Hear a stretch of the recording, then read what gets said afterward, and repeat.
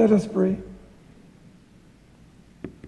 Almighty God, we willingly acknowledge you as the Supreme Being, most gracious and most merciful. Look down, we beseech you, on us who are members of this Senate, and deign to assist us in the duties that we have to perform on behalf of our beloved country of Trinidad and Tobago. Open our eyes to see the truth and help us accept it with all its implications into our lives. Direct us, O Lord, in our deliberations, so that setting aside private interests, unwholesome prejudices, and personal affections, we may treat all matters set before us with honesty, courage, and conviction.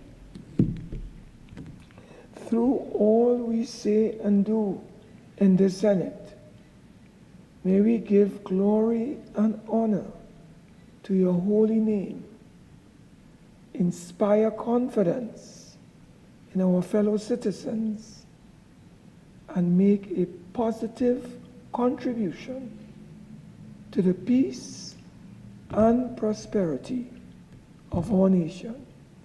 Amen.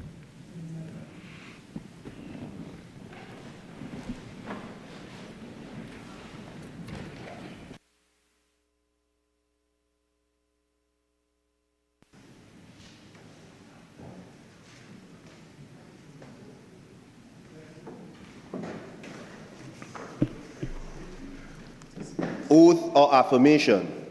Announcements by the President. Honorable Senators, I have granted leave of absence to Senator the Honorable Dr.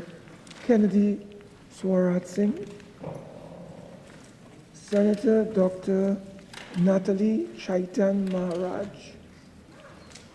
Senator Melanie Roberts Rajman,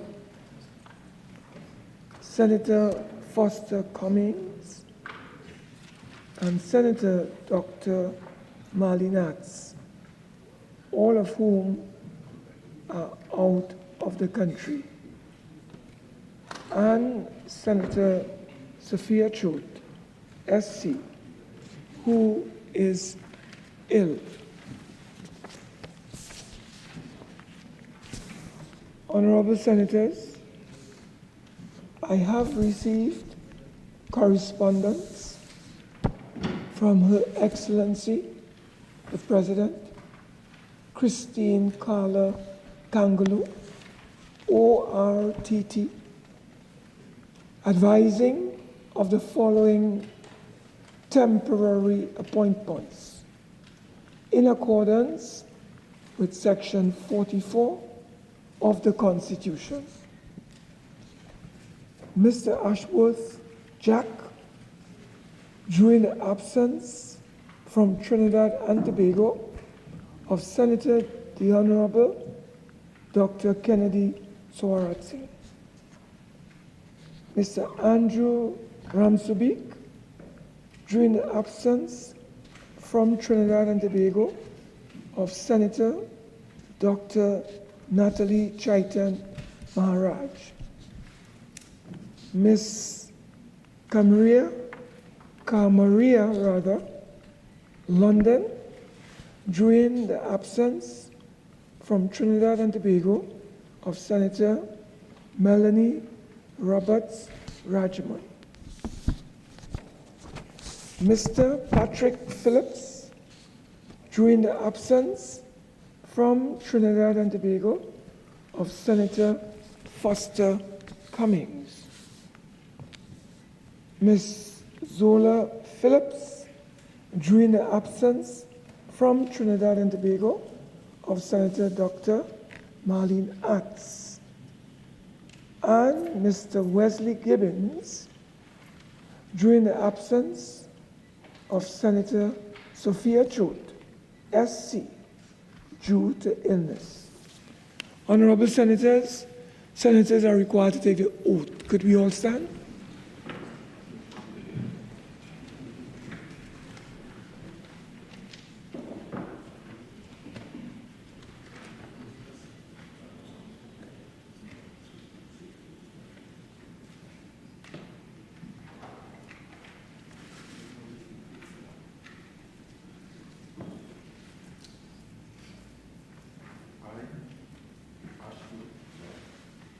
Having been appointed a member of Parliament, do solemnly affirm that I will bear true faith and allegiance to Trinidad and Tobago, will uphold the Constitution and the law, and will conscientiously, impartially discharge the responsibility to the people of Trinidad and Tobago, on which I am now about to enter.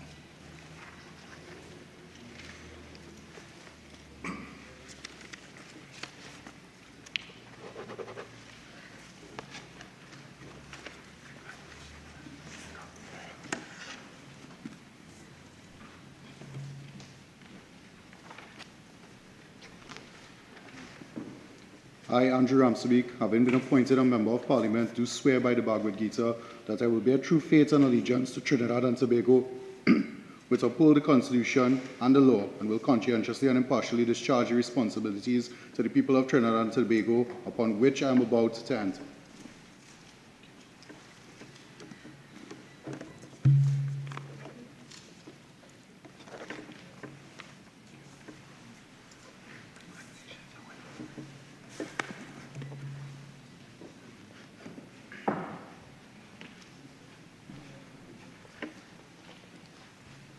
I, Kamaria London, having been appointed a Member of Parliament, do swear by Almighty God that I will bear true faith and allegiance to Trinidad and Tobago, will uphold the Constitution and the law, and will conscientiously and impartially discharge the responsibilities of the people of Trinidad and Tobago upon which I am about to enter.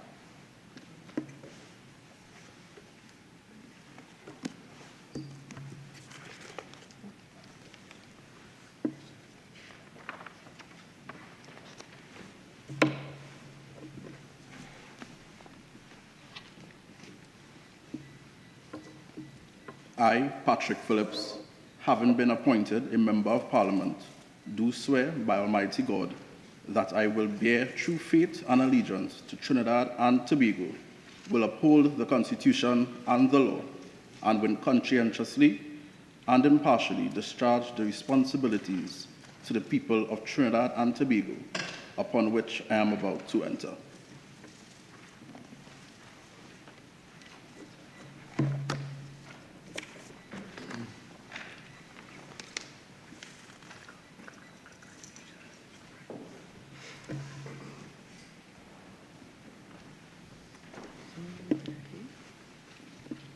I, Zola Phillips, having been appointed a Member of Parliament, do swear by Almighty God that I will bear true faith and allegiance to Trinidad and Tobago, will uphold the Constitution and the law, and will conscientiously and impartially discharge the responsibilities to the people of Trinidad and Tobago upon which I'm about to enter.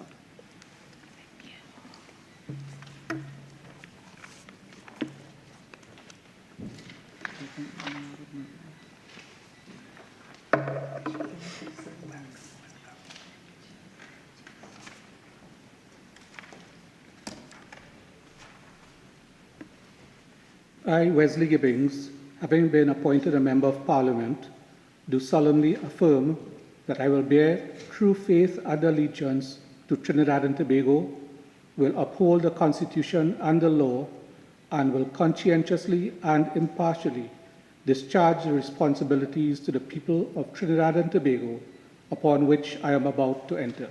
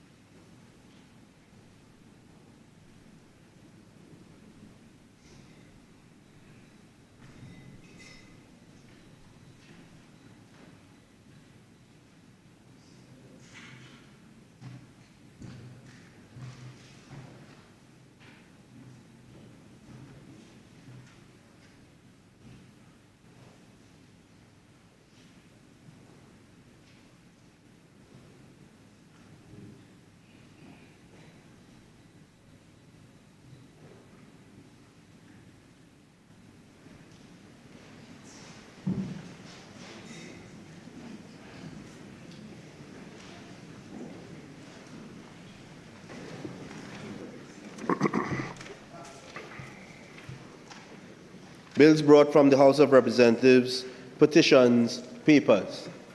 The Honourable Leader of Government Business. Mr. President, I have the honor to lay on the table the following papers as listed on the order paper in the name of the Minister of Finance. The report of the Auditor General of the Republic of Trinidad and Tobago on the financial statements of the Heritage and Stabilization Fund of the Republic of Trinidad and Tobago for the year ended September 30th, 2025. Next, the report on the operations of the National Insurance Board of Trinidad and Tobago and its audited financial statements for the financial year ended June 30th, 2025. And lastly, the annual audited financial statements of National Quarries Company Limited for the financial year ended September 30th, 2021.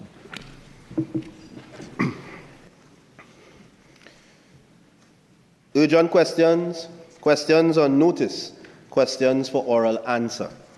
Leader of Government Business.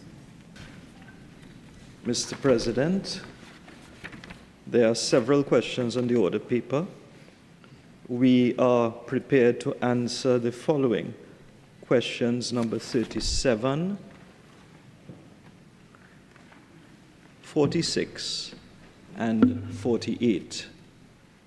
And Mr. President, in accordance with Standing Order 2714, we wish to request that the following questions be deferred for a period of 14 days, to wit, questions number 42, 43, 44, 45, and 47. Yes. Leave granted.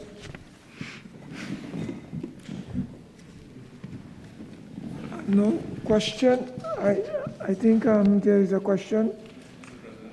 Yes. May I give an indication? Mr. President, with respect to question number 37, I wish to request that this question be postponed to the next sitting in the absence from Trinidad and Tobago of Senator Melanie Roberts Rajman. Thank you, Mr. President. Question is deferred.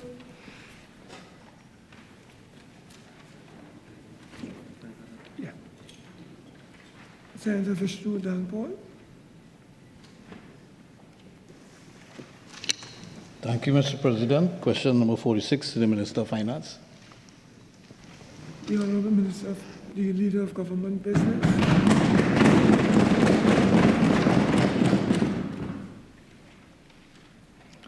Mr. President, I'm authorized to answer this question on behalf of the Minister of Finance. As to whether the government has a medium-term fiscal framework for 2026 or 2030, Mr. President, when we formed the government in May 2025, there was no medium-term fiscal framework, MTFF, as we say, document that had been prepared and disseminated. Nevertheless, in the absence of such a document, this has not prevented this government from engaging in fiscal planning for the medium term. In fact, Mr. President, although the previous government did indicate in their 2022 budget statement their fiscal plans for the next 3 years, 2022 to 2024, no such medium-term fiscal framework was presented in their 2025 budget statement. In April of 2029, Mr. President, when those on the opposite side were in government, the International Monetary Fund published a technical assistance report entitled, and I quote, I'm hearing some babbling on the other side. No. 2019, when you were in government. Yes, I think you heard wrongly. 2019. It's just my bad handwriting. The IMF published a technical assistance report entitled, and I quote, no, not his handwriting, mine, Trinidad and Tobago developing a medium-term fiscal framework, which defined the medium-term fiscal framework as, and I quote, a mechanism for setting multi-year fiscal objectives through which strategic decisions are taken regarding the main fiscal aggregates, i.e. balance, debt, revenue, and expenditure, ahead of the annual budget process. MTFFs, which are the medium-term fiscal frameworks, are typically associated with the objectives of fiscal sustainability and macroeconomic stability. One key output from the MTFF is an aggregate expenditure ceiling, which is to be observed in budget formulation, approval, and execution, unquote. That was the IMF's quote, Mr. President. The report set out a sequence reform agenda comprising 5 main recommendations, that is that report, to support the development and implementation of an MTFF. And those recommendations were designed at the time to strengthen fiscal sustainability by shifting fiscal policy away from an annual incremental approach towards a structured medium-term decision-making framework beginning with the 2020 budget.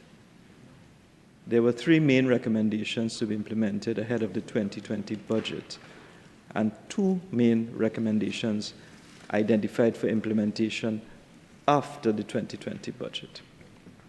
The recommendations, Mr. President, to be implemented before the 2020 budget were as follows. 1, seek Cabinet's approval to develop the proposed medium-term fiscal framework and begin to introduce its first elements ahead of the 2020 budget. 2, update the budget process to incorporate the medium-term fiscal framework. And 3, seek Cabinet's approval of the fiscal strategy, preliminary projections, and expenditure ceiling early in the budget cycle. And the recommendations, Mr. President, for implementation after the 2020 budget were as follows. 1, revise the 2021 budget documentation to incorporate the medium-term fiscal framework. And 2, to consider progressing other more complex reforms after Budget 2020. Mr. President, the intention behind these recommendations was to guide the Ministry of Finance in its ongoing reforms, which would incorporate a medium-term perspective in its fiscal planning and to establish foundations for medium-term fiscal framework. Mr. President, most of the IMF's recommendations in this regard were never fully implemented by the previous administration, with the main exception being the restructuring of the Economic Management Division, EMD, which is still ongoing. This division, this EMD, was assigned the responsibility, Mr. President, for developing a medium-term fiscal framework to help establish macroeconomic parameters for the national budget. During the period 2019 to 2025, up to the time the previous government demitted office, none of the major recommendations had been fully implemented. Mr. President, some examples of supporting recommendations that were not implemented include: 1, Cabinet note on broad medium-term fiscal framework design and key changes to budget process for 2020. 2, establishing a macro-fiscal forecasting committee and to agree on the terms of reference. 3, to circulate economic assumptions to ministries and agencies. 4, to prepare fiscal aggregates table for budget documents. 5, to prepare key macroeconomic, 5 minutes. 5 minutes. Very well, Mr. President. 5 minutes. Senator Vishnu Nagpur.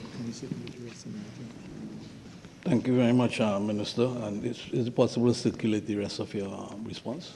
In writing. In writing. And thank you very much, Mr. President. Minister, given that a medium-term fiscal framework does not exist, can the Minister indicate what interim fiscal planning instruments are being used to guide medium-term expenditure and debt management? Yes, Mr. President. The ministry, that's the Ministry of Finance, currently produces a 3-year medium-term fiscal estimates and forecasts, as you know. At present, these would cover the period 2026 to 2028, which represents the estimates for the current year plus forecast for the next 2 years. These are internal estimates. The estimates are produced by the Budget Division, which has responsibility for preparation of the annual budget and which is formally reviewed and revised at the mid-year review. However, in the event of material developments that impact the fiscal accounts, the EMD prepares an updated projection to reflect the fiscal position. The next cycle of the Ministry's medium-term fiscal estimates and forecasts will cover the period 2027 to 2029.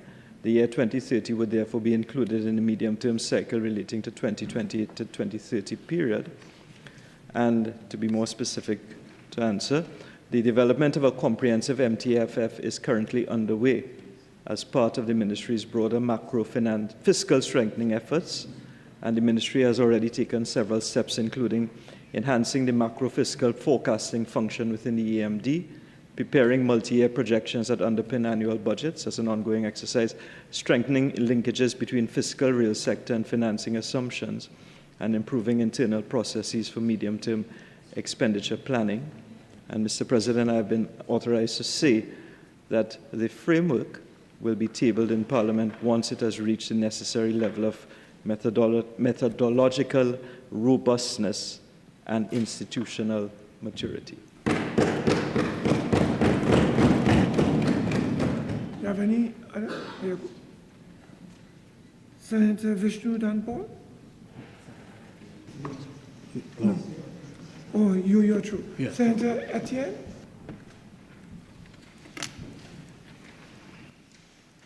Good afternoon, President. Question 48 to the Minister of Land and Legal Affairs. Legal Affairs? Thank you very much, Mr. President, and I'd like to thank Senator Lalit Etienne for the question. The question asks, Mr. President, whether the Land for the Landless program makes specific provision for persons with disability. The simple answer to that question, Mr. President, is yes. The rebranded Land for the Landless program makes specific provision for differently abled persons. First, we start with the application process. The application forms promotes inclusivity through a user-friendly online platform, while also facilitating in-person assistance for those who may require support, allow applicants to indicate whether they are or any member of their household is differently abled. And we have 5 ICT centers in Arima, Lisa's Garden, in St. Joseph, in Taradale, and in Mayaro to assist applicants. The second is, Mr. President, the program utilizes a structured point-based evaluation system incorporating social vulnerability indicators. These indicators ensure that households experiencing heightened socioeconomic challenges, including those with differently abled members, are assessed with appropriate weight and consideration. And based on our policy, Mr. President, we cover oral disability, visual disability, severe non-ambulatory, mental or cognitive disability, mid, moderate, semi-ambulant, and mild ambulant categories, Mr. President.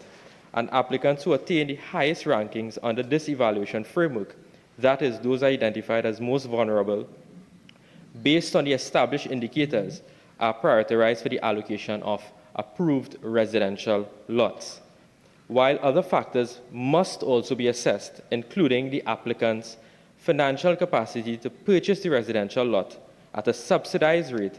It remains clear the intention of the program is to prioritize and target households facing significant socioeconomic challenges, including those with differently abled persons. The second part of the question asks, Mr. President, the criteria, the eligibility criteria. It must be met by all applicants under the Land for the Landless program. The applicants must be 18 years or older, be a citizen of Trinidad and Tobago, not be the owner, part owner of property or land in Trinidad and Tobago, and the combined monthly income of the applicant and co-applicant, where applicable, must not exceed $30,000 per month. I think persons were getting a bit confused in the public. It's not that you have to have a salary of $30,000. Your salary must be under $30,000 combined, or if it's a single applicant. And the person must not be a recipient of any government or state housing subsidy. We have 3 categories, Mr. President. We have general land for the landless for all citizens to apply. We have specific categories for employees of the state, Mr. President, and those persons must be employees of the state for a minimum of 5 years at the time of the application. And the third, which I'm very proud of, Mr. President, recent graduates from tertiary educational institutions. So, Mr. President, when UNC wins, everybody wins. I thank you very much.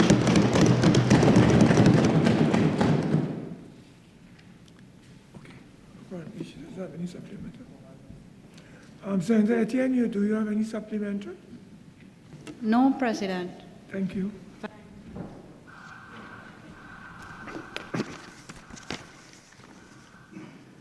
Introduction of bills. The Law Revision Amendment Bill 2026 in the name of the Attorney General. The Minister of Land and Legal Affairs. Mr. President, in accordance with Standing Order 62(1)B, I beg to move that the next stage of the Law Revision Amendment Bill 2026 be taken later in the proceedings. Honorable Senator, the question is that the next stage of the Law Revision Amendment Bill 2026 be taken later in the proceedings. Those in favor say aye. Those against say no. I think the ayes have it. The next stage of the Law Revision Amendment Bill 2026 will be taken later in the proceedings.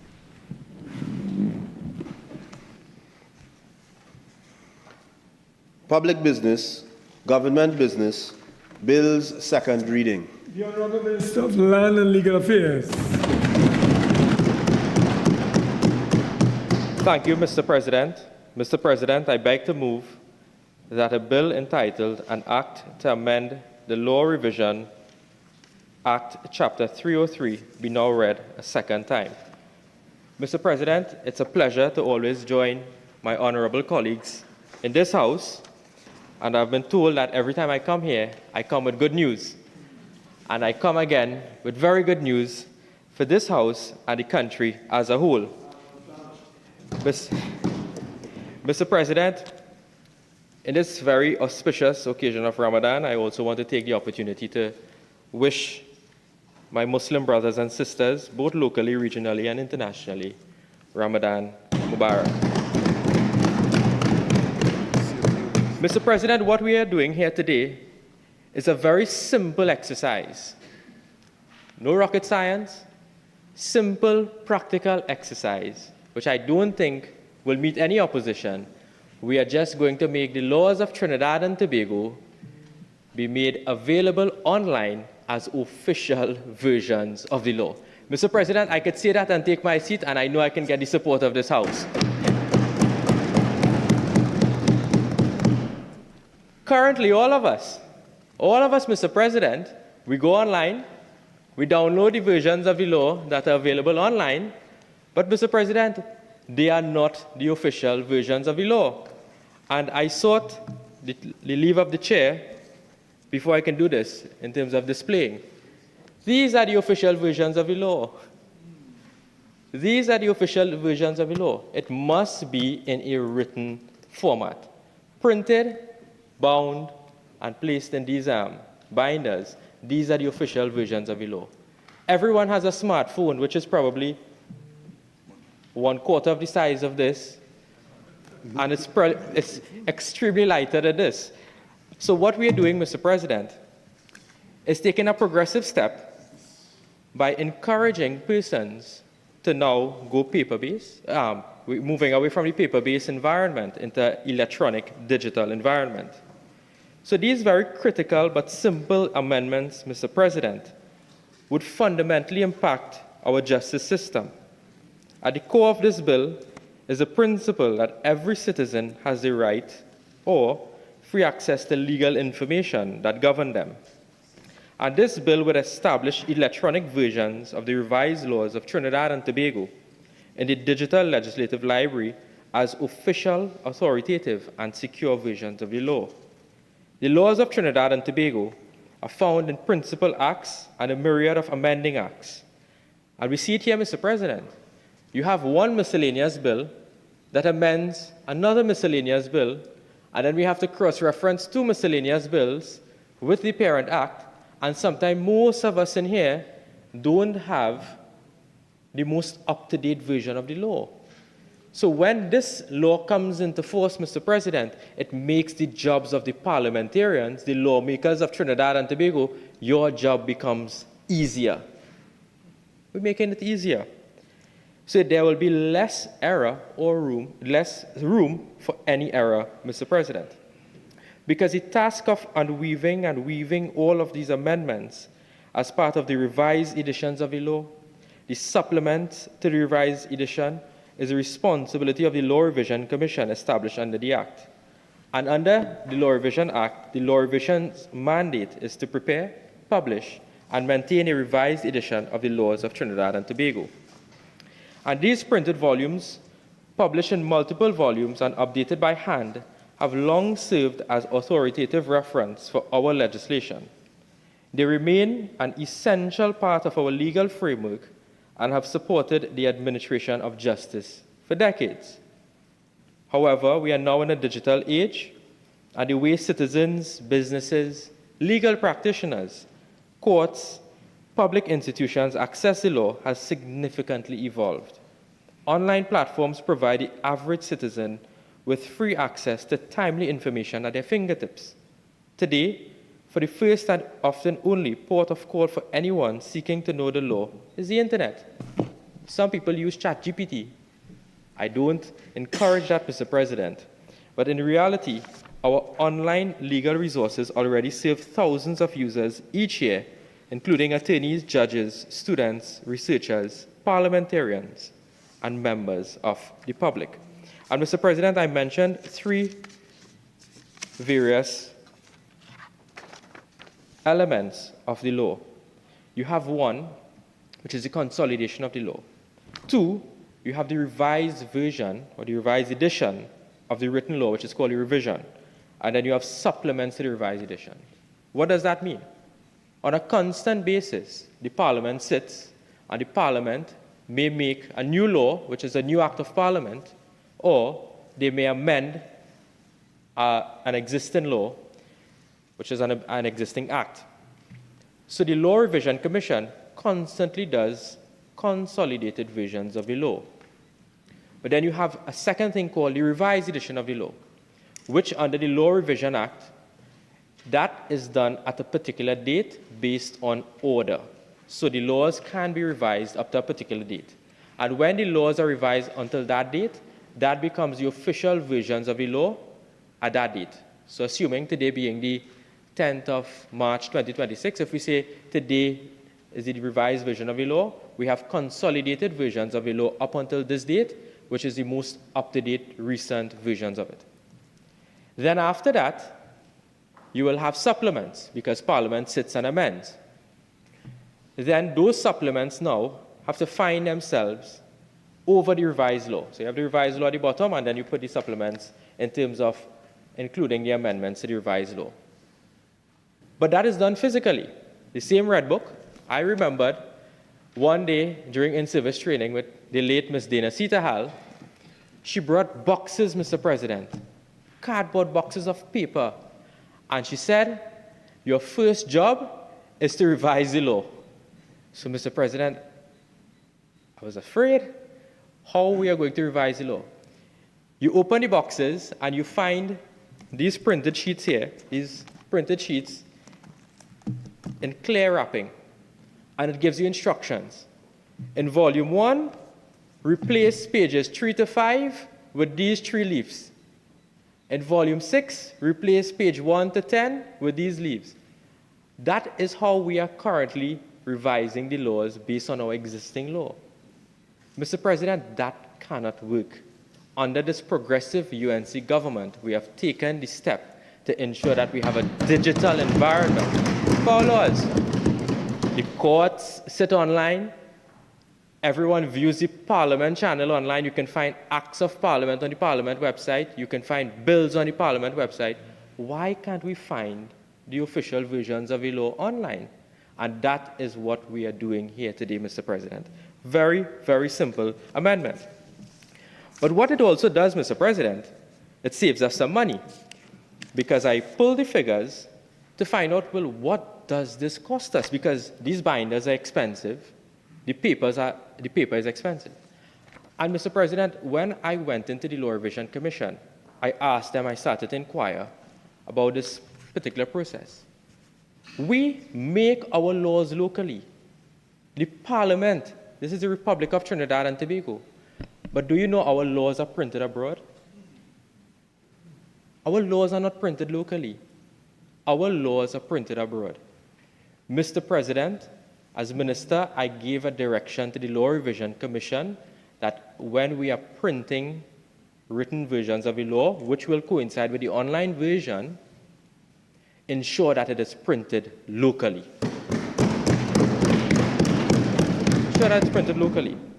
The 2006 revision of the law, which are the red binders, Mr. President, the year it was printed was in 2007. It cost the country $13 million. Just to print laws, $13 million. The first supplement to the 2006 revised edition of the law in 2010 cost us $2.8 million. The second supplement to the 2006 revised edition in 2012 cost us $3 million. The third supplement to the 2006 revised edition, which was in 2014, cost us $1.82 million. The fourth supplement to the 2006 revised edition in 2015 cost us $1.85 million. And the fifth supplement to the 2006 revised edition, which was printed in 2019, cost us $1.9 million. So, Mr. President, this simple amendment could save the taxpayers several millions of dollars.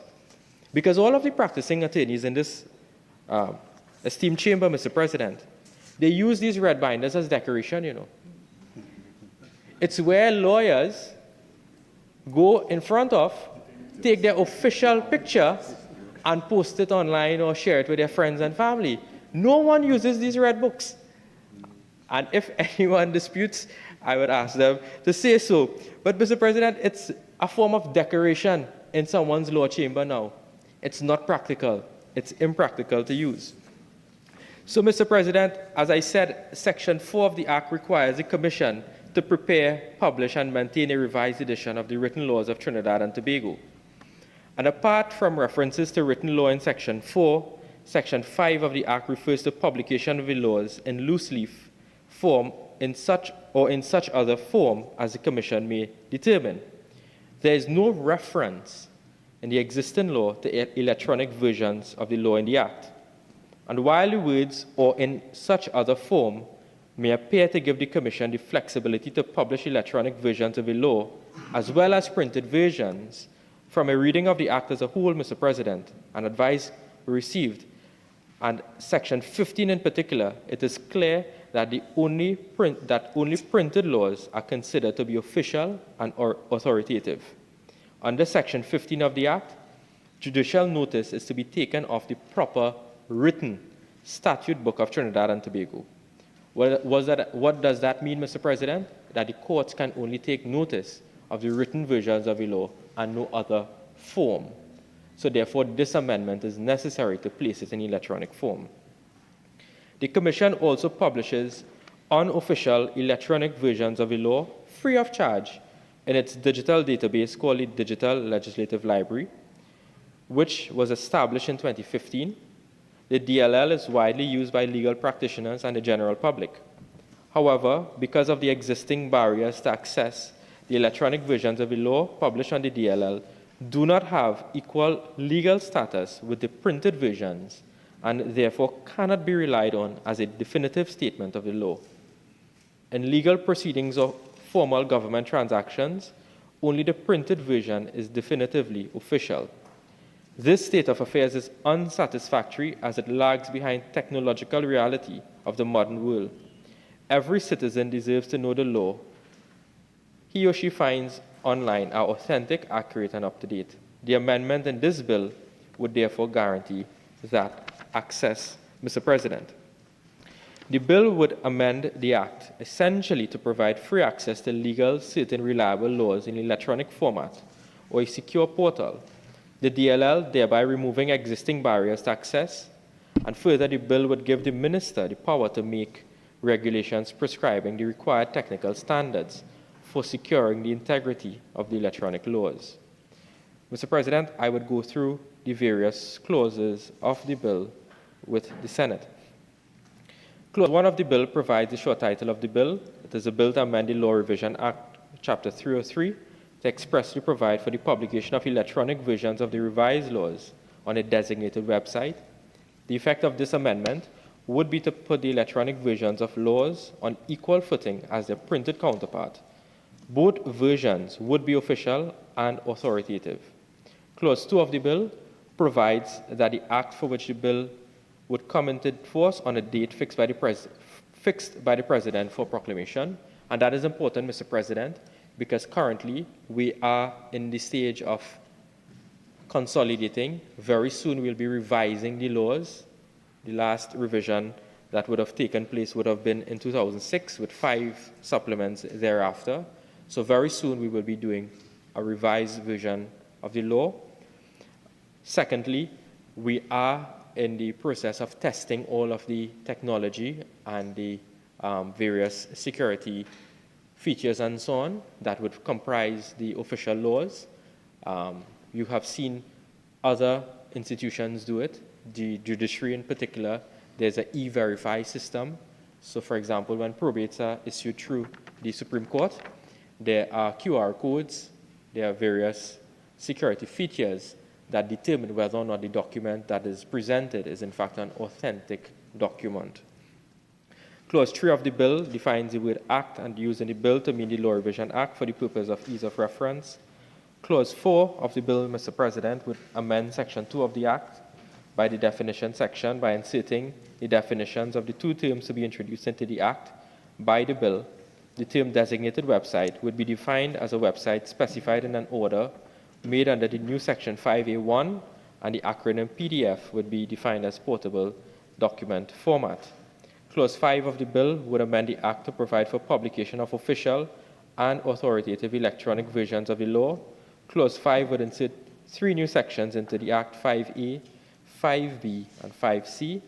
The proposed new 5A1 would require the Minister to make an order designating an official website for the publication of the electronic versions of the law. The proposed new Section 5A2 would require an electronic version of the laws published on the designated website to be in PDF or such other format as the Minister may by order approve.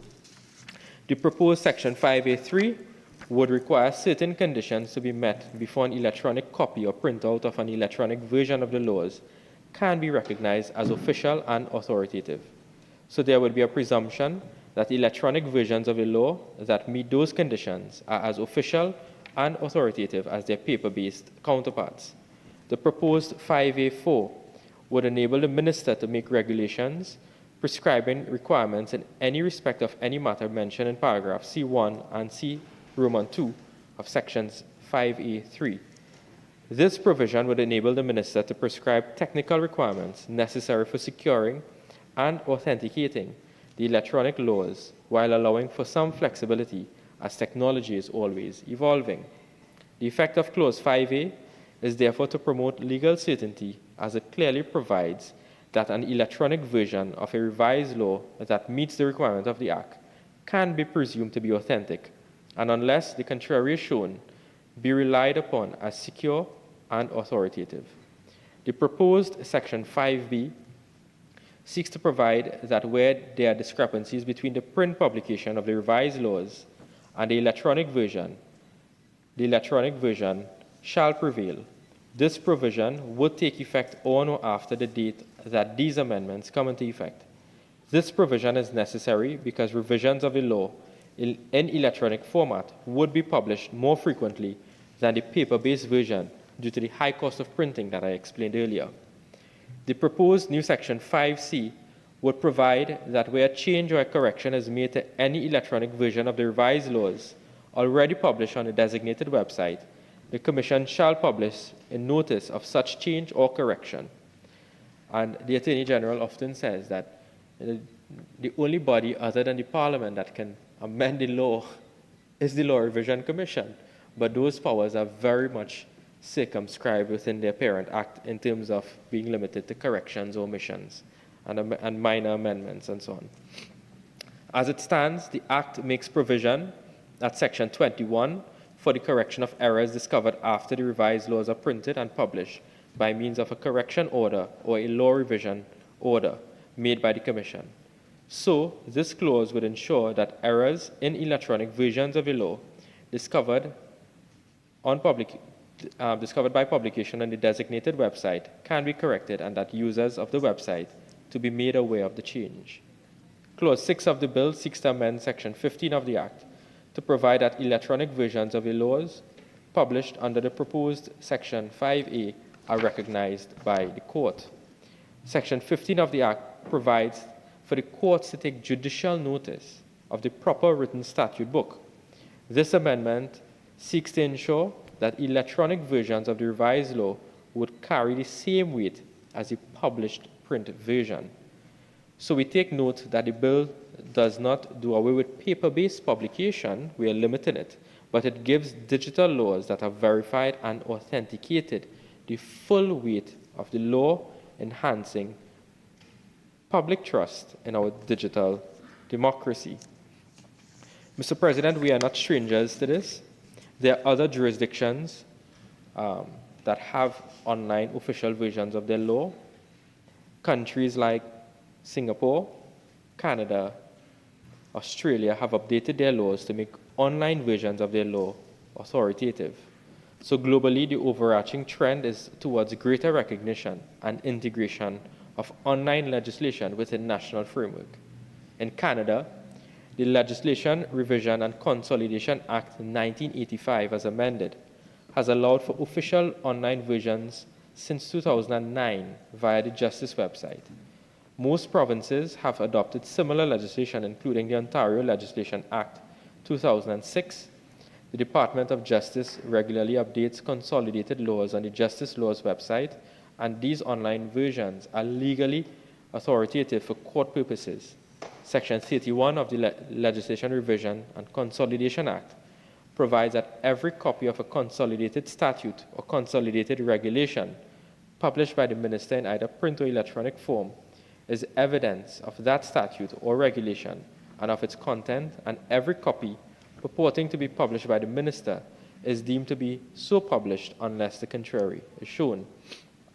In Singapore, the revised editions of the Law Act 1983 as amended by the Electronic Gazette and Legislation Act No. 5 of 2025 gives authoritative status to electronic versions of revised editions and provides that they are to be treated judicially recognized. Australia, Mr. President, the Federal Register of Legislation provides authoritative whole-of-government digital access to Commonwealth laws.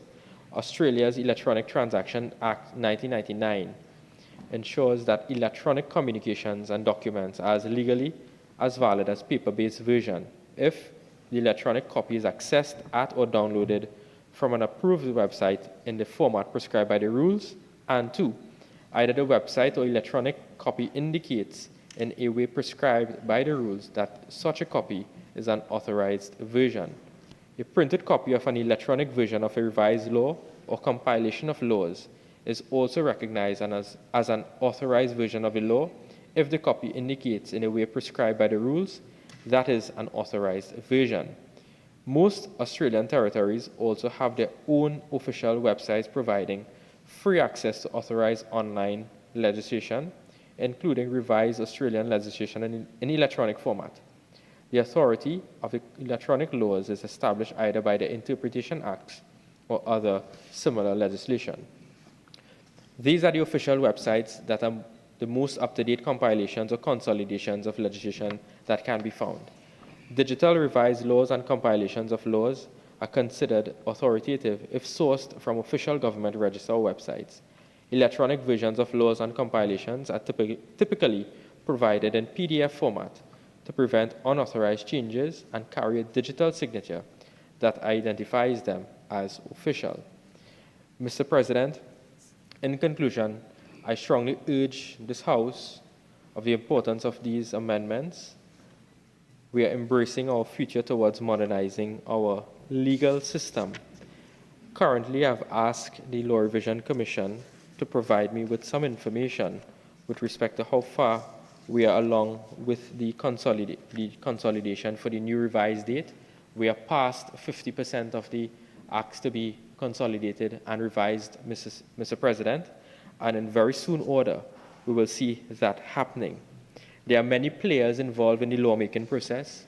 It starts with the public, it goes to the ministry, with the cabinet, the CPC, sometimes the Law Reform Commission, the Office of the Attorney General, the Parliament, the President, the government branchery. There are many parts, all have to now move together. Mr. President, I ask that this Honorable House give its full support to these very important, critical, and progressive amendments. I beg to move.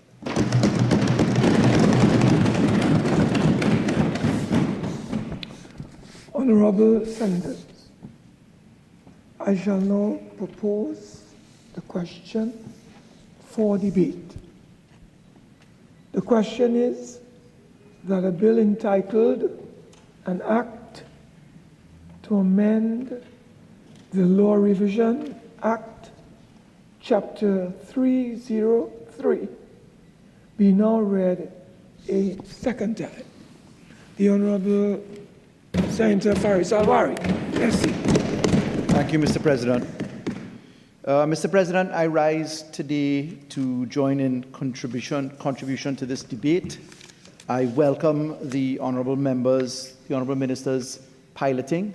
I propose to make a few observations that I hope that the honourable minister will pay attention to in a method to improve what is before us, because there are a few risks that perhaps we need to attend to.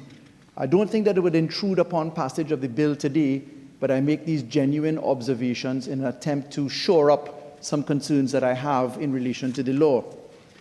The bill before us, Mr. President, is a bill to amend the Law Revision Act. The Law Revision Act is Chapter 303 of the Laws of Trinidad and Tobago. It came into effect in 1979. And what it constitutes is the creation in law of the official entity which has the authority to manage the collection of our laws, publish it, have it available to the public, to the House of Representatives, to the Senate, to the judiciary, and to the Registrar of the Supreme Court, and to keep a copy for itself. So there's 6 copies that are bound to be created. But when you have it available to the public, it means that there must be wide dissemination. Obviously, you can't say that you ought to comply with the laws if you don't have knowledge of what the laws are. So the law revision legislation tells us what the official law is, and it tells us where the courts are to find reference to what is the actual law. It's something called judicial notice. So the revised laws of the Republic of Trinidad and Tobago are published in a periodic version of time, 5 years at a time. We have the ability to publish laws pursuant to an order, Section 8 of the Parent Act, but we have the ability to publish laws in special circumstances in Section 9 of the Parent Act. So if the Honourable Minister would take note of Sections 8 and Section 9, I'll explain where I'm coming to in terms of caution. The law, as it's set up, is one which contemplates a manual printing physical version of the law. Now, I ask you to take note, Mr. President, that for 7 years I had command of this particular area of the law. And in getting to the modernization of all things then at the Office of the Attorney General and the Ministry of Legal Affairs, our government went on a significant mission to digitize Trinidad and Tobago. We pursued that in a digitization of the judiciary, but very importantly at the Ministry of Legal Affairs, then a part of the Attorney General's office, we went into a significant digitization effort at all of the registries, the land registry, the companies registry, and the registry of births and deaths. Such is the case of reform that you can apply for all of these things and comply with the law online and make payments online. In fact, Mr. President, in looking at the online versions, I confess that I had a standoff with the persons at the Ministry of Finance as to why we couldn't do electronic payments, and it turned out to the need to have financial instructions under the Exchequer and Audit Act, but we sorted it out. Today represents a continuation of that work. I commend the Honourable Minister for taking the baton and running with it. The Office of the Attorney General produced a significant reform of its website under my tenure, and in fact, the Digital Legislative Library of the Attorney General's office has every single update of the law that we do, every single one. So it is most current and every single law is there. But the Honourable Minister is correct. We don't have the ability to have judicial notice of these laws because they don't fall within the parameters of the Law Revision Committee and their work in the Law Revision Act. And today, the most important amendment that's being put into the law is the fact that judicial notice will stand in respect of the digital version of the law, and it does so in priority to the printed version of the law. And that, in fact, is anchored in the amendments to Clause 15, to Section 15, into the new Section 5C. That is the insertion caused by Clause 5 of the bill. Now, because the Law Revision Act, is built on the platform of there being pages to be produced from time to time, either to be inserted or to be removed, we have a risk that perhaps we've not gone far enough today to get the real effect. The Honourable Minister said something that was very important a while ago, that the consolidated versions of the laws need to be produced, and we will have access to the consolidated versions of the laws. We as a parliament, we as a public, we as the judiciary, we as the houses in subcommittees, etc. But, Mr. President, there is the risk of mandamus, that is a judicial review directing you, an action at court directing you to do something. And if you look to Section 10 of the parent law, the Commission shall cause a copy of every page authorized to appear in the laws to be delivered as soon as practicable after publication to the Attorney General, Clerk of the House of Representatives, Clerk of the Senate, to the Registrar of the Supreme Court and Government Archivist. It shall be the duty of the Commission and each of the officers referred to in subsection 1 to maintain one set of the laws, punctually insert pages, and the Commission shall take such further steps as are necessary to ensure that there shall be at all times available to the courts and to the public sets of the law maintained in a manner provided by this subsection. So I flag Section 10. If I go, because the amendment by the insertion of a new 5A, 5B, and 5C operates on Sections 8, 9, and 10, 21 and 22 of this parent law. If I go to Section 8 of the Parent Act, and I invite the Honourable Minister to pay attention to this, he's referred to it, the Honourable Minister, in his piloting. The Commission may, by order, appoint a date to be a revision date for the laws. The Honourable Minister gave us that example of date X, after which it is published, and we're due to have a publication at some time going forward. And indeed, there is a significant cost to publication. Accepted. This is a good mischief for us to solve by these amendments that we make today. But if you look to 8 subsection 2, the Commission shall revise the laws as soon as practicable after each revision date. That is to say, prepare the necessary pages, make the necessary orders for inclusion of pages or removal of pages.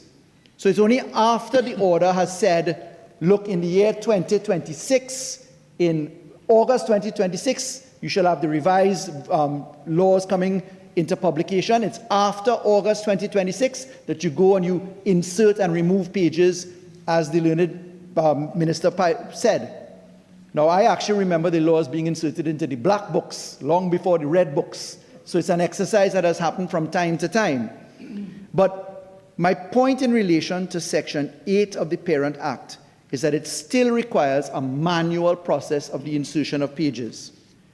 When you get to subsection 9, this is how you go outside the period of 5 years. It says this: in special circumstances, the Commission may by order appoint a date other than the revision date appointed under 8 as a special revision date for a particular written law specified in the order, and then you shall revise. 10 requires the hard copy insertions, etc. When you get to section 20,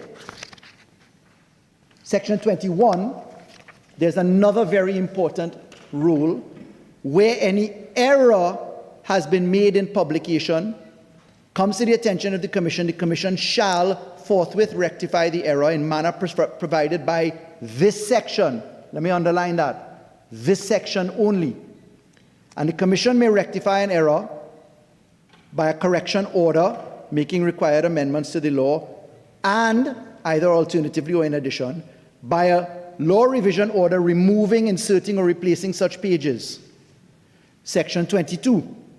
Notwithstanding the provisions of Section 6.1, where the Commission thinks it expedient in the interest of economy or convenience in revising any page of the law to an amendment which has been made, you may allow the page to stay there and continue to form part of the laws or include laws in a page. Now, why have I gone to Section 8, 9, 10, 21, and 22? Because by inserting Section 5A, B, and C, we do not amend Sections 8, 9, 10, 21, and 22. So you will be compelled to make errors in the manual version, even though you have an electronic version.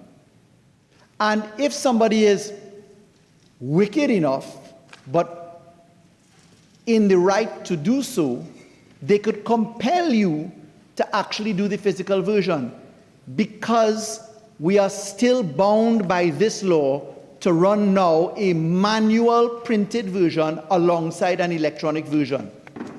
Therefore, Mr. President, what is potentially required for the Honourable Minister to consider and to perhaps come back to us with at a later date would be an amendment to Section 5 of the Parent Act. Now, the Honourable Minister noted the language of Section 5 of the existing law when he piloted the bill.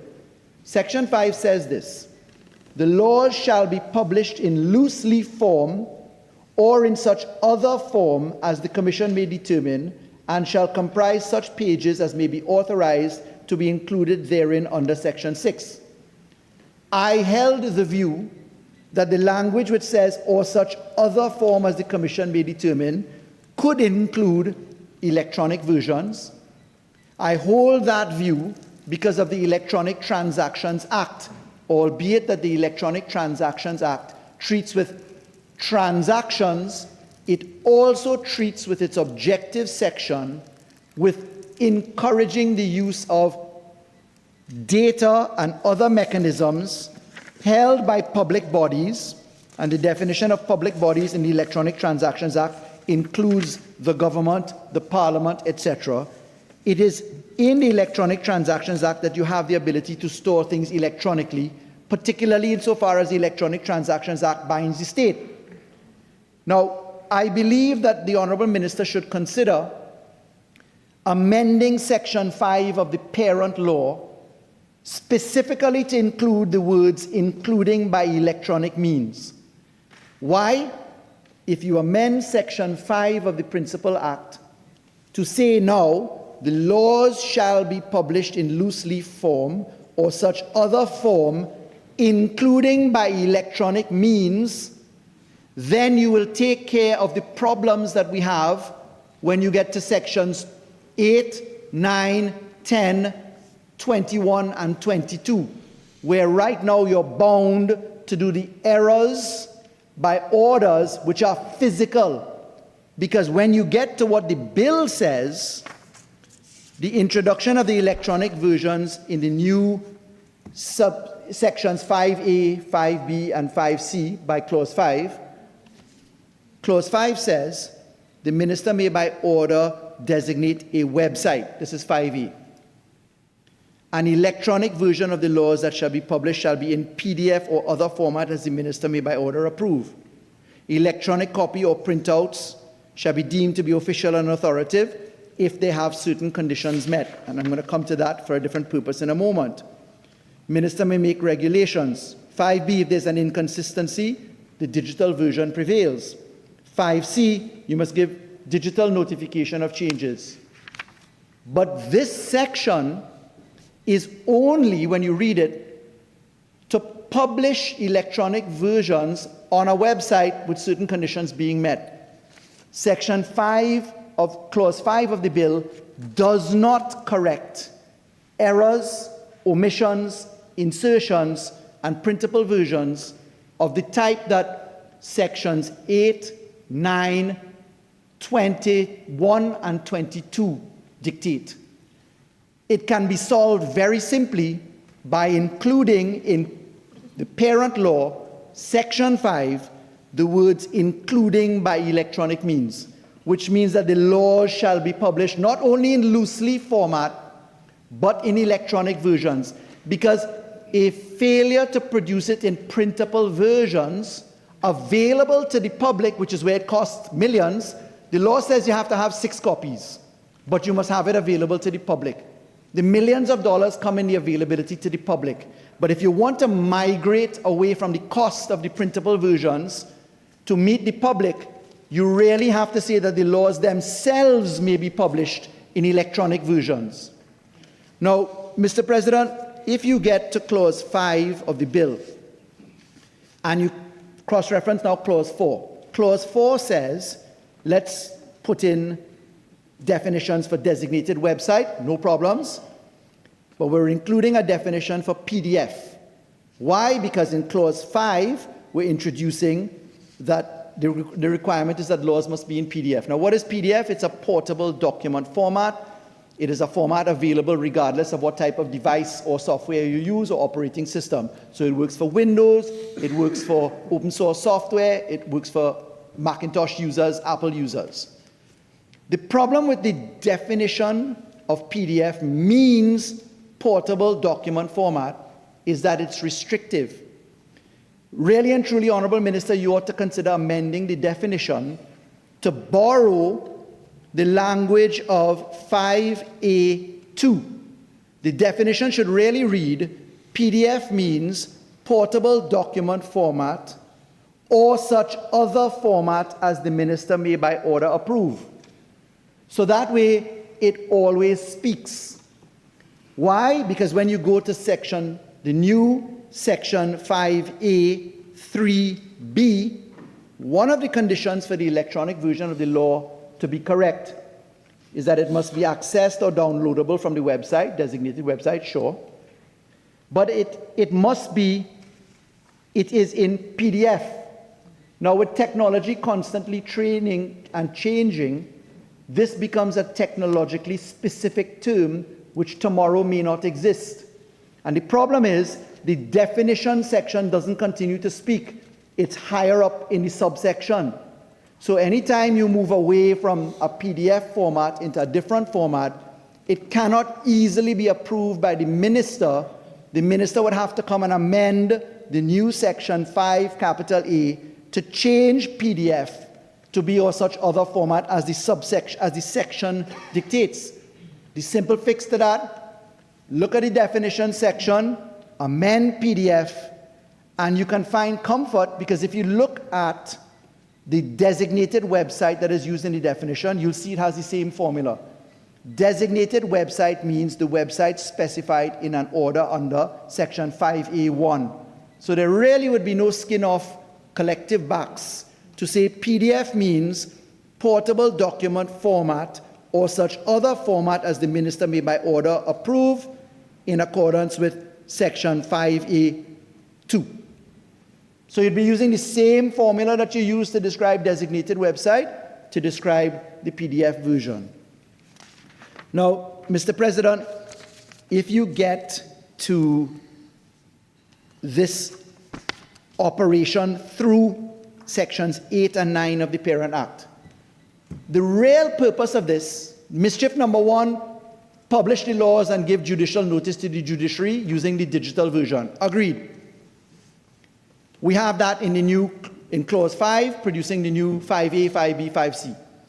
Conflict between printed and electronic prevails. Great, we've covered that mischief. Making it available to the public, we do so by a website, but we do not fix the problem in section 21 and 22, which requires the printed versions for the errors. So you have to fix 21 and 22 of the parent law by amending section 5 of the Parent Act. When you get to section 8 and section 9, section 8 is the period for revised versions, usually a 5-year period. And you have supplements that go from there. The last official revised version of the laws was in 2006, so we're 20 years away from that. Okay, when you get to 9, section 9, it's unduly restrictive with the current wording in light of what we want to do electronically. Section 9, now the minister in his piloting said, can you imagine that every time we amend a law, that what we're going to do is as soon as we've amended the law, you have the consolidated version. This Law Revision Act doesn't allow that. Section 9 says you can only in special circumstances appoint a date other than the revision date for a particular written law specified. So if you really want the ability to amend the laws immediately after we've consolidated an act, amended an act, we consolidate it, and you proclaim it, then you have to amend section 9 of the Parent Act, delete special circumstances, and allow the Law Revision Committee, the Law Revision, by the Law Revision Act, to simply say the Commission may by order appoint a date other than the revised date, the revision date, as a date for a particular written law to be amended effectively. So all you're removing is the words in special circumstances. That will allow you, without fetter, the ability to immediately update the laws by the publication of consolidated laws, subject to something I'm going to say in a short while. When you get to the provisions of tail end of section 10. So section 10 is certain officers to maintain sets of laws. 10.1 says you give the laws to the 6 people I've referred to: the AG, the Registrar of the Court, House of Representatives, Senate, and the Archivist. Yes. Okay, the AG doesn't need a copy. He knows the laws, and I'm satisfied he does know the laws well. Section 10.2. It shall be the duty of the Commission and each of the officers referred to maintain one set of laws, have them available to the public. What's missing in subsection 10 is what I'm about to propose. Section 10 should have a further section, section 10.3, that says, publication of laws pursuant to section 5A shall constitute compliance for the purposes of this section. Let me repeat that.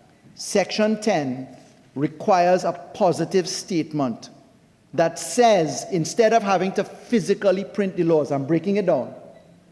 If you simply make a positive statement in section 10 by adding in a new 10.3, if you say publication of laws pursuant to section 5A shall constitute compliance for the purposes of this section, well, then you no longer are bound to provide the public with hard copies of the law at cost. You can go to the website. In default of a direct statement such as this, you're bound to spend the millions of dollars in the republication, $14 million or otherwise, because you can be compelled to publish the laws. So to preserve the ability for compliance, you need a positive statement as to what compliance will be. When we get to section 15, which is proposed to be amended in section 6, clause 6 of this bill, I respectfully believe that there's some language missing that the minister ought to contemplate and consider. Section 15 says, subject to sections 14 and 17, the pages duly authorized for inclusion in the laws, and we're adding in, including the electronic version of the laws published under section 5A, shall in all courts, etc., for the purposes, be the proper statute book. So this is where you get the judicial notice and say what the law is. But really and truly, when you look to the full wording, subject to sections 14 and 17, the pages authorized for inclusion in the laws, including the electronic versions of the laws published under 5A, shall in all courts, etc., as in operation on the last revision date. Now, I want to remind that the last revision date may be under section 8, which is the period of 5 years or what other period by order, but it may also be a special revision date. That's why I made the submission in respect of sections 8 and section 9 of the Act.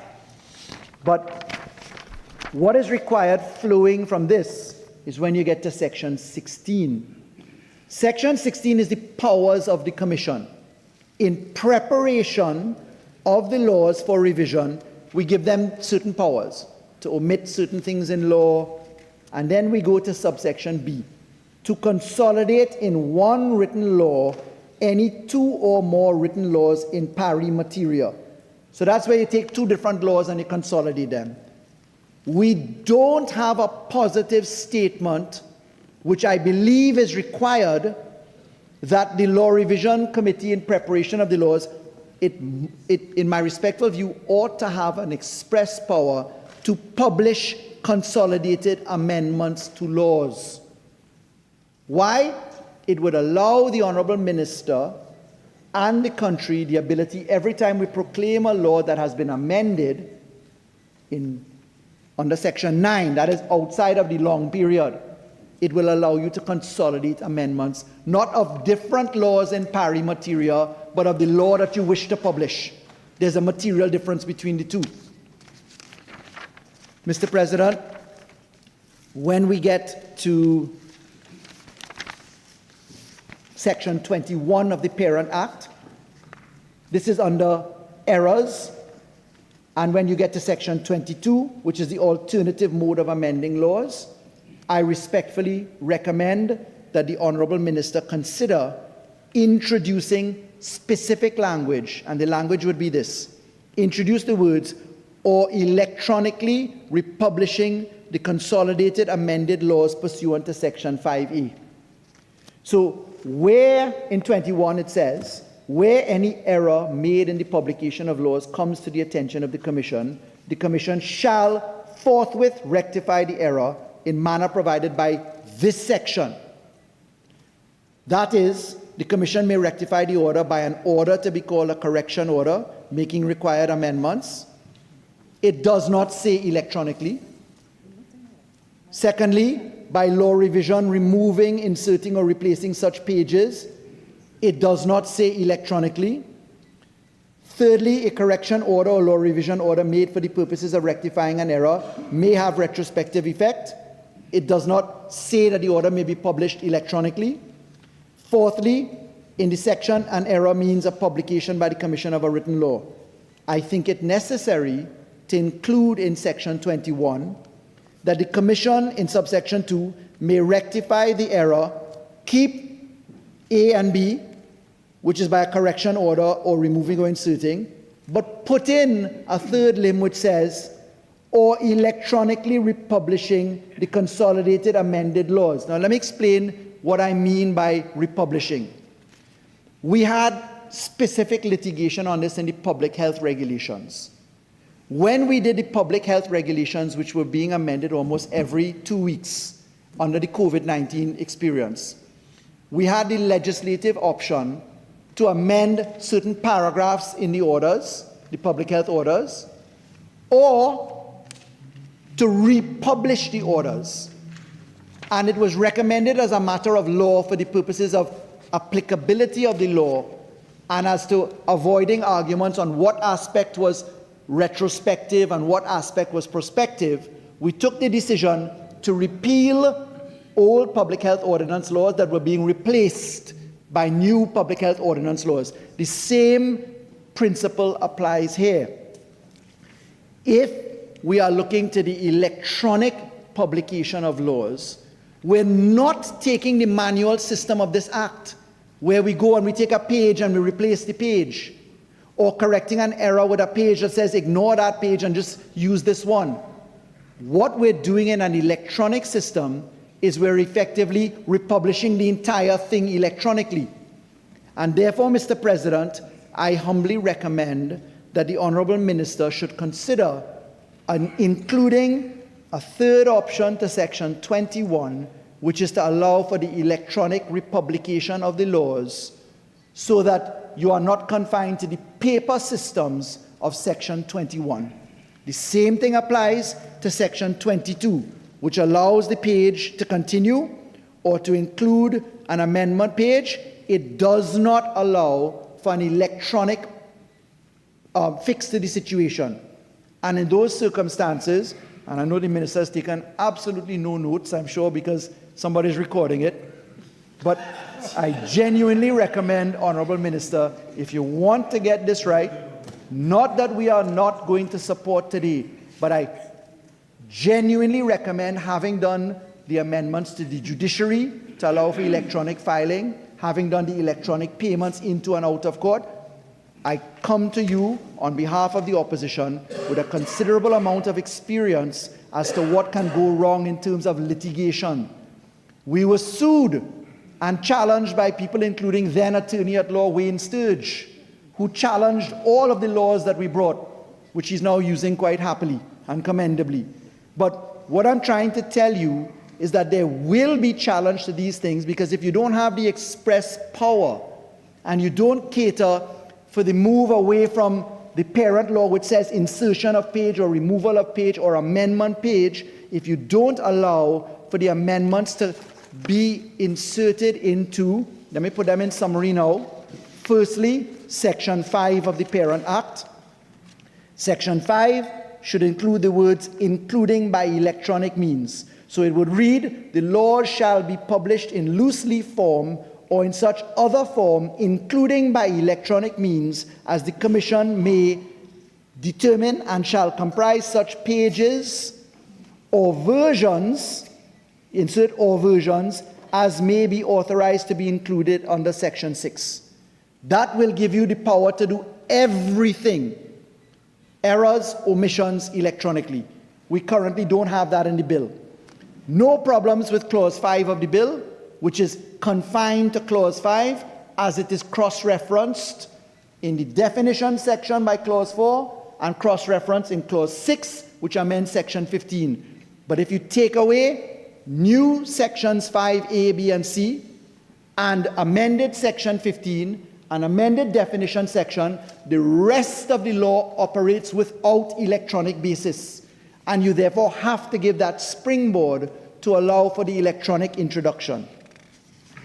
Again, in summary, I'm proposing that Section 10 be considered for amendment in the manner I have described.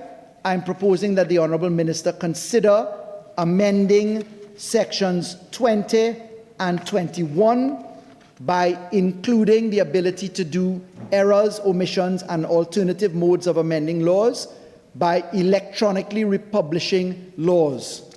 I'm proposing as well that the powers in Section 16, I skipped over that, be broadened to allow the committee to publish consolidated amendments. That is not a power done right now. The consolidation is a very different version. It is to consolidate in one written law any two or more laws in pari materia. There ought to be a separate power to allow for publication of consolidated amendments, full stop. That will give you the power to amend the laws in the manner that we suggest.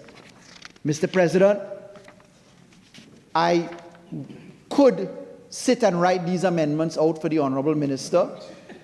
I really would not like to have to do that. I would be very satisfied if the Honourable Minister gave an undertaking to look at the proposals, because we can take stage 1 today, The proposals that we have made and the observations that we have made are intended to join in the legitimate aim and bona fide purpose of the government in getting electronic publications. I make no criticism of the Honourable Minister's intention here today, but I think that there's some more work to be done, and I bring that submission forward on the basis of having had to defend the state in litigation brought on electronic transactions, brought on public health regulations and challenges for republication, which went all the way up to the Privy Council, Mr. President. These weren't challenges. It was Anand Ramlogan who brought the case of Suraj against the Attorney General, seeking to collapse the public health regulations for matters which include the very things which I'm saying today. Fortunately, he lost, and we are now able to rely upon Surat and simple majority. But the point here is that it's relevant to this debate because it is a challenge that could have been brought, but which we must step aside from, and as opposed to relying on litigation, give the express powers, Mr. President. Mr. President, save for those submissions, I have nothing further to recommend to the Honourable Minister. I would be very pleased if the Honourable Minister, to save me the time to write amendments, could at least give the undertaking that he's prepared to look at the amendments suggested and perhaps come back to the Parliament at a different date, lest I fear I'll be spending some time to occupy us all at committee stage, which I'd not like to do today, Mr. President. Honourable Minister, I'm not sure if he wishes to consider that undertaking at this point, which would save me the time. I'll give way, Honourable Minister. But then I'll have to draft. So in saying that you proceed with it in the wind-up means I'll be compelled to draft the amendments to put them on the record. I'm not asking the Minister to agree with me, I'm asking the Minister to give an undertaking to have a look at it. If he discounts it, no problems. He's looked at it. But that is the way that we've so far managed a couple of our debates up here. I know the Honourable Member was not here on those occasions. I'll again ask him if he's willing. I'll give way. Are you willing to have a look at this? Thank you. As I said, I'll deal with it in the winding up, Senator. Thank you, Honourable Minister. I presume it is something that you wish to reflect upon. I'll consider the amendments then, Mr. President. Hopefully I won't have to. Thank you very much, Mr. President. Senator Anthony Vieira, SC. Thank you, Mr. President. I hope not to be too long. The importance of up-to-date and reliable information is a recurring theme among thinkers, business leaders, and lawyers, highlighting that accurate data is essential for making informed decisions, while outdated or false information leads to dangerous, misguided actions. Indeed, it has been said that reliable data is the backbone of knowledge. And as George Bernard Shaw noted, false knowledge is more dangerous than ignorance. Now, as the Honourable Minister of Legal Affairs has confirmed, this law is about providing up-to-date, online, free, and easy access to citizens. And as such, I am happy to support this bill. Now, having said that, and before speaking on the bill itself, let me first say something in defense of paper. The Honourable Minister did invite us to dispute his sweeping disregard of the red-bound volumes of laws and paper-printed versions of our laws. Well, Minister, you are a different generation to me, but I could tell you what a time my generation has had when it comes to keeping up with all these technological changes. I'm a collector of music. I moved from vinyl records to cassettes to 8-track to CDs, and now it's on digital platforms. And I was around when I started practice, we had the brown volumes. And then, whoa, the black laws emerged. And I remember Mr. Bagauti and FOC Harris in Park Plaza working on unveiling these laws. And we were also excited about these modern changes and these books that could open up and you could insert. So this is a continuation of that. But for the record, I use the red laws in my office. They're not decorative. And I also use the red laws behind the Honorable President's desk when we are debating bills. My generation tends to be paper-based. Research confirms that relying on reading paper offers significant benefits over using digital works, right? Particularly cognitive benefits, cognitive processing, health, and operational reliability. When I use paper, I don't need Wi-Fi. And if electricity goes, not an issue. Research indicates that reading on paper results in better comprehension than reading from a screen. Deep reading, they call it, rather than scanning or skimming. Last, paper documents do not offer notifications, links, or the temptation to switch apps. So that's my defense of paper. Let me turn now to the bill itself. At its core, this is a modest but very important reform. It modernizes the Law Revision Act so that the laws of Trinidad and Tobago may be published in an authorized electronic form and relied upon in our courts and by legal practitioners. That change matters more than may appear at first glance. The law is built on certainty, accessibility, and reliability. Lawyers, judges, legislators, public servants, and citizens must be able to identify the current state of the law quickly and with confidence. When that is difficult, the administration of justice becomes slower, more expensive, and less certain. So in practice, many of us encounter this difficulty regularly. Last week, for example, right here in the Senate, we had to consider an omnibus bill amending 11 statutes. Well, boy, preparing for that debate was unnecessarily difficult because updated, consolidated versions of several of those statutes was just not available.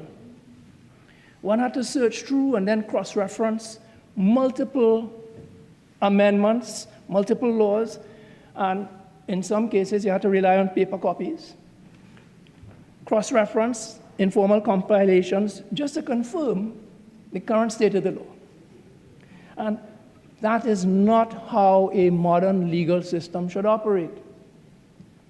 In the information age, law should be accurate, up-to-date, and instantly accessible.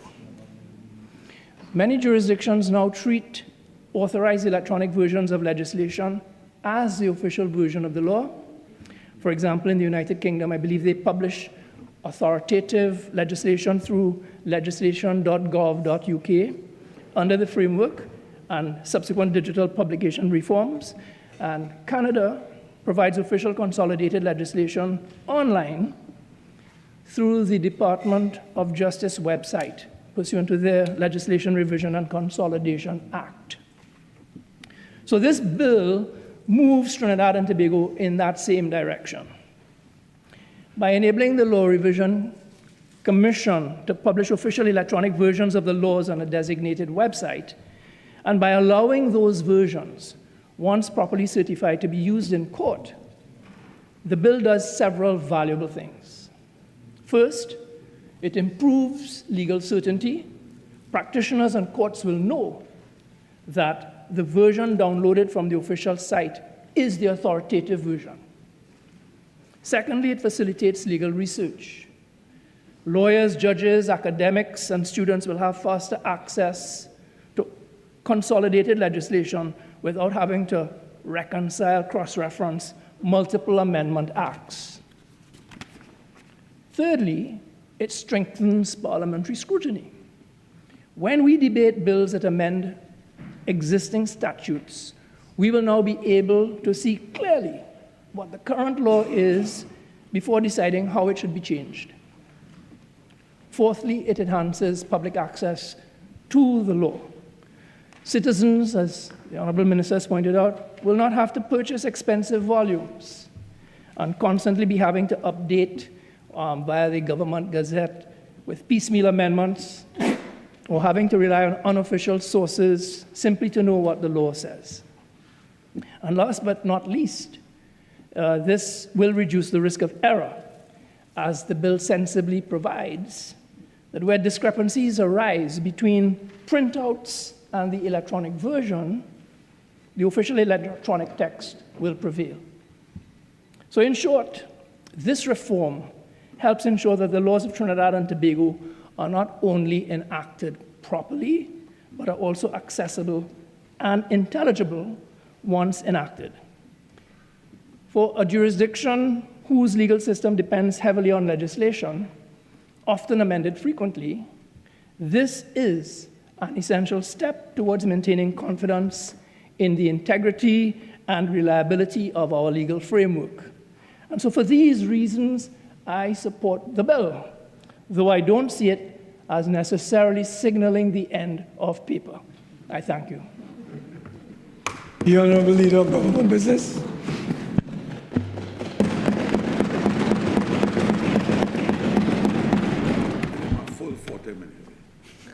Thank you, Mr. President. Mr. President, I am very happy to rise this afternoon and say a few words in support of the bill before us, the Law Revision Amendment Bill 2026. I didn't plan to speak, and I thought this was going to be a nice, quick, easy day in the Senate. But blind faith. But having heard the contribution of a particular member, I wanted to rise and deal with certain things. But let me deal with some pleasant things first, Mr. President. The bill is 6 clauses. A very short bill, but it has opened up something here. I want at the outset, first of all, though, the pleasant things, to commend my colleague, the Honorable Saddam Hosein, Minister of Land and Legal Affairs, for bringing this bill to the Senate today. This bill was very long in coming, and Mr. President, that is a grave understatement. And I say so not only as a legislator, but as an attorney at law and former law teacher. Long in coming.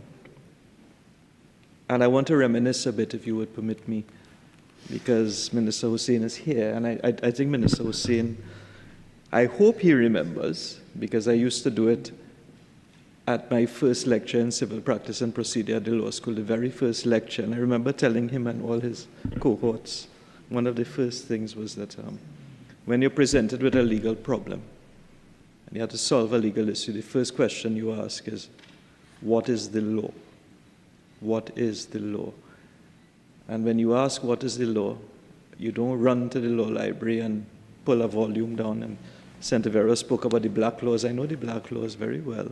I know the red laws very well. You don't pull down a law, go to the index, find the Shipping Act and look at the Shipping Act and come and say, well, it's Section 5 of the Shipping Act, simply because the Shipping Act is under S in the index. Because the law might have been amended, the law might have not been proclaimed. In the law school, we had law students coming to me and answering questions on certain land laws which we never proclaimed. In fact, certain colleagues did that in the profession up to recently. And so Minister Hosein knows. He knows that the law is a maze. And that's why lawyers probably charge so much. The law is a maze. The law is a minefield. And to have unconsolidated laws out there increases the cost of legal services, because lawyers have to now take the time to find out, is this proclaimed, is this partially proclaimed, is this amended, where was it amended, were there any cross references, did a schedule of another law amend another law? Because Senator Vieira quite rightly spoke about the raft of miscellaneous amendments, which Senator Al-Rawi, he was the first one to pilot that style. And I mean, there's something to be said about convenience and legislative convenience in terms of how the chambers deal with it. But there's another thing to to pile them up. And when you pile them up, you have to now get somebody to unravel all of these things, which is why in-service trainees in the August vacation used to be given the box of supplements and go and unravel that. So I think we as legislators and those of us as legal practitioners understand and welcome this legislation, this bill, and welcome the fact that you can be sued for negligence if you advise a client based on what your understanding of the law is, when in fact that was not the law. So it has implications for that as well. Over the past 10 years, we've had a encrusting like barnacles of amendments after amendments after amendments, whether they come in these miscellaneous miscellaneous provisions acts, or notoriously come in the finance acts, in the schedule, because that's sometimes where they're hidden, in the schedule to the finance acts. And you have to unravel them. The Customs Act is one of those as well, which we get informal updates every year to help us along. The Income Tax Act as well, we get informal updates to help us along. But the situation is not the best. It's not the best. Mr. President, the last consolidation was 2006, I believe. Not so. It's 2006. And of course, we've had these unofficial electronic versions, the latest being, and we all know them, when you go on the website, 2016 up to 2016, with the caveat that this is not authoritative. Senator Al-Rawi spoke about the Digital Legislative Library. But we all know when you look at the disclaimer in that as well, it says that it is not the authoritative version of the law.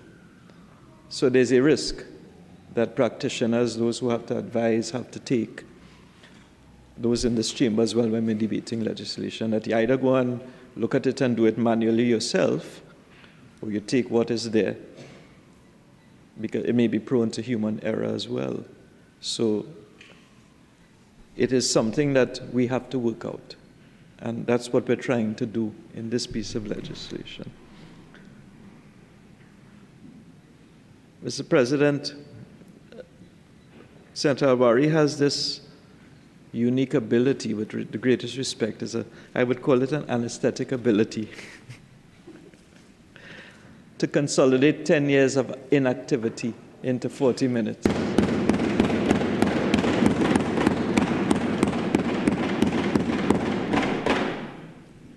He's come here and he hasn't told us why. During 7 years under his leadership as Attorney General, nothing was done.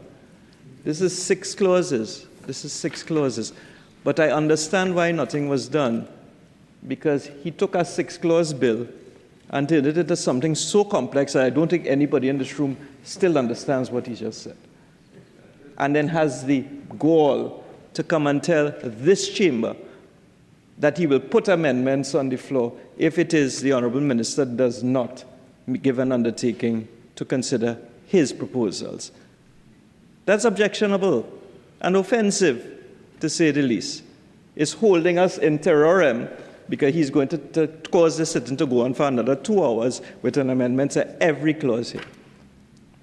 That is not right, Mr. President. It's not right. But he has not told us why in 10 years, well, I understand it's so complex to him now. He's made this thing, six clauses so complex, but he hasn't told us in 10 years why he didn't do anything, and we know why. You see, Mr. President, there's a rule of law. There's a rule of law, which the PNM knows nothing about. And for the rule of law to be properly observed, laws must be publicly available. They must be updated, so that individuals know and their legal advisors know their rights and obligations and their duties easily. But that's not the PNM way. Their way is to hide, to obfuscate, to do things in silence and in darkness. Okay? And that is why nothing was done. Nothing was done for 10 years. 6 clauses, 6 clauses to get this thing done. So don't come and tell us about the Digital Legislative Library. It is not authoritative. And please, Mr. President, I don't think, with the greatest respect, Senator Al-Rawi could come here and tell the Chief Parliamentary Council and the Law Revision Commission how to do their jobs. We are guided by experts. We are guided by experts, the Chief Parliamentary Council, not the Senior Council, the Chief Parliamentary Council. So he's come and he said there's more work to be done, there's more work to be done. When will it end? For 10 years there was more work to be done and no work was done, Mr. President. Mr. President, that is their way, that is the PNM way.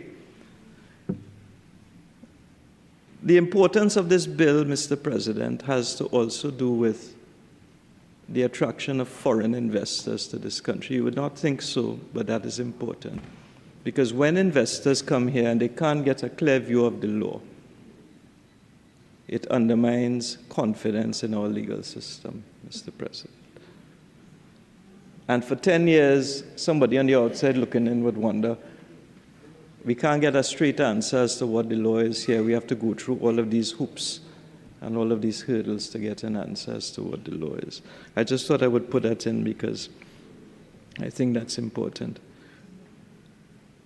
As we're on the topic of protection of the law, something alien to the PNM, Mr. President. Senator Al-Rawi again invoked Surat and Suraj and so on as his favorite thing. I suppose it takes up time in the 40 minutes. Surat and Suraj as an invocation. It's like a chant, a mantra, as they say.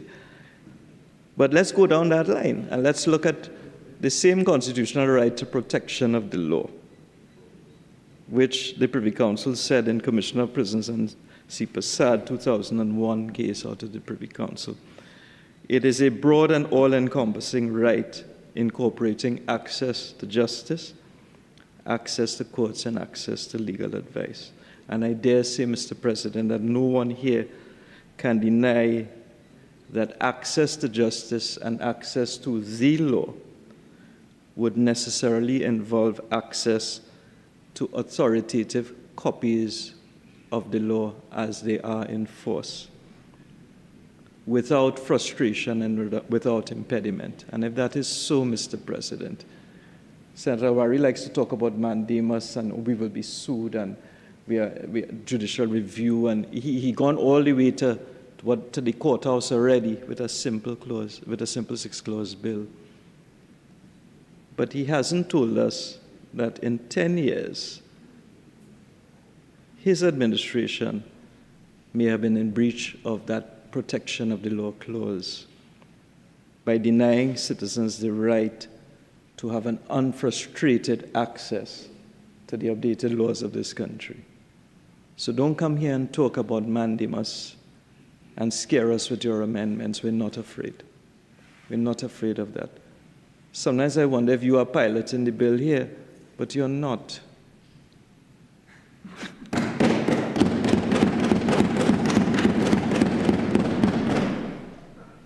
So, Mr. President, again, let me say how happy I am that this is finally being done. And it took a UNC government only a few months to get this thing going, when those on the other side took 10 years and did nothing, spoke for 40 minutes and said nothing, and now come here to praise themselves for doing nothing for 10 years and expect us to sit down and to accept amendments simply because you want us to go home early. That is not so. You can put your amendments. We are not threatened by them. Thank you very much, Mr. President. Senator Janelle John Bates.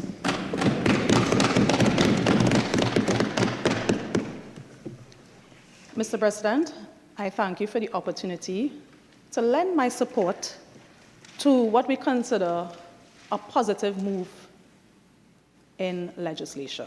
This law revision amendment bill, at its core, brings practical and necessary modernization to how laws of Trinidad and Tobago are published and accessed. The bill enables the Law Revision Commission to publish official electronic versions of the revised laws, which once properly certified may be used in our courts without requiring proof and may be relied upon by practitioners, public officials, and citizens alike. At present, while copies of our laws exist online, they are not official consolidated versions, and in many cases, they have not been updated in a coherent manner since the 2015 revised edition. As a result, anyone attempting to determine the current state of the law must often consult multiple amending acts and piece them together manually. This bill therefore addresses a simple but important problem: access to reliable, authoritative, and up-to-date law. So, Mr. President, my contribution, I had originally intended it to be very brief, to give 3 reasons why I support this bill and the benefits that I see coming out of this bill. But, Mr. President, unfortunately, I have to divert a bit from what I had originally intended to say to respond to Senator Allahar. Now, Mr. President, Senator Allahar stood in his seat and, in summary, stood by his seat, stood in his place. It doesn't detract from what I'm about to say. He stood there and for 10 minutes attempted to tell us on this side what we can and cannot do as the opposition. He indicated that, in summary, Senator Al-Rawi was telling the CPC how to do their job. Senator Al-Rawi doesn't have to tell anybody how to do their job because he's focused on his job. His job as an opposition senator is to hold the government accountable, and it is also to ensure that we have sound legislation. So if Senator Al-Rawi took the time to go through not only the bill itself, but the parent law, and identify what I would say is sound suggestions, you can't stand here and reprimand him for that. He is not attempting to hold us ransom. He's simply asking, in the interest of time, if the government would simply indicate if they're willing to consider his recommendations and amendments. Now, Senator Allahar asked over and over, why? In 10 years, there was no update to the laws. Now, if Senator Allahar had paid attention to what Senator Al-Rawi said, instead of attempting to come here and be condescending in nature, he would have heard the reason why. Senator Al-Rawi clearly stated that the last government was taking the modernization of our laws and our systems in a step-by-step manner. The first focus was on digitization of our Registrar General's office. Then there was a focus on digitization of the judiciary. Then there was a focus on the motor vehicle and road traffic laws. Step by step. We don't put the cart before the horse on this side, okay? Be that as it be, we still support the law. We will not be deterred by Senator Allahar's contributions, brief and irrelevant as it was. So, I'll get to we support the bill. We said that. We have said over and over as an opposition, we support sound legislation. That doesn't mean that we would not suggest amendments, but we support the bill, the essence of the bill. We support it. Now, Mr. President, one of the core principles of the rule of law is that laws must be publicly accessible, intelligible, and clear. In order for citizens to comply with the law, laws cannot be difficult to locate. They cannot be scattered across numerous amending acts. They cannot be only available through unofficial compilations. In this and every other democratic legal system, the law must be easily accessible and comprehensible to law. At present, many citizens rely on online versions of our law, which can be found on the Digital Legislative Library website. Unfortunately, The most recent consolidation of the laws on that website is updated to December 2015. And when you pull it up at the bottom of every law, it says it is labeled unofficial version. If you want to get the official version, you have to get the printed red books. Now, this bill seeks to remedy that problem where you either have to use the unofficial digital version or find the printed official version. And that is very significant. It says that the Law Revision Commission will designate an official website for publication of electronic versions of the law. So the effect of this reform in a practical sense is that attorneys, students, journalists, researchers, they will no longer have to rely on the official printed volumes or the official compilations. It simply makes it easy for citizens wherever they reside, whether it be Palo Seco, Point Cumana, Palo Touvier, they will have the law at their fingertips. A modern legal system cannot require citizens to depend solely on physical laws that are located in a library that may not be within easy access to them. And the physical revised version is not convenient. Now, I know Senator Vieira stood in defense of the physical version, and I see both sides. Now, I remember as a young prosecutor some 15 years ago, practicing in magistrates' courts all over this country, having to tote a trolley bag with the laws copied, not necessarily the red books, I had to go physically copy the laws, the red books, tote those along with the cases, all up and down Arima, Sandy Grande, Shogunas. There was actually one point where a man stopped me and asked me if I was a travel agent because he saw me with this big trolley bag in a maxi going here, there, everywhere. And I also can remember, as the minister would have indicated, having to update the red books manually. In the DPP's office, every person had an office filled with these books. Back then, it wasn't decorative. We weren't taking selfies by them. We were actually using them. And to update, one day they came, similar to what the Honorable Minister who piloted the bill explained, dropped some boxes and says, update your laws. They're not going to do it for us. So after an hour of manually opening the books, trying to figure out what page to remove, what page to put in, I gave up. I just focused on the criminal laws because that's what we're here to practice, and I left those boxes on the ground for years, only updated them as needed. So I am very much in favor of having this digital version, official version of the law to remove the need to tote these physical versions all over. However, last night, I attempted to access the digital legislative library online. System was down. Absolutely unable to access the laws as needed. Unfortunately, I'm currently a sole practitioner. I do not have red books for decorative or any other purpose, so I was bereft of the laws. So we do need both. We need to have the electronic version, we need to have the paper version, we never know what happens, right? Now, the second point I'd like to make in favor of this law, this bill, is the legal certainty that it brings through the official electronic version. Now, this was touched upon by other speakers, and the bill provides electronic versions of the law published on a designated website, which will be deemed official and authoritative. Therefore, it provides provided that certain conditions are met. Now, the Honorable Minister who piloted the bill would have spoken about testing technology and security, and he referenced the E-Verify system. I assume to say that a similar thing will be put in place as it relates to the official laws.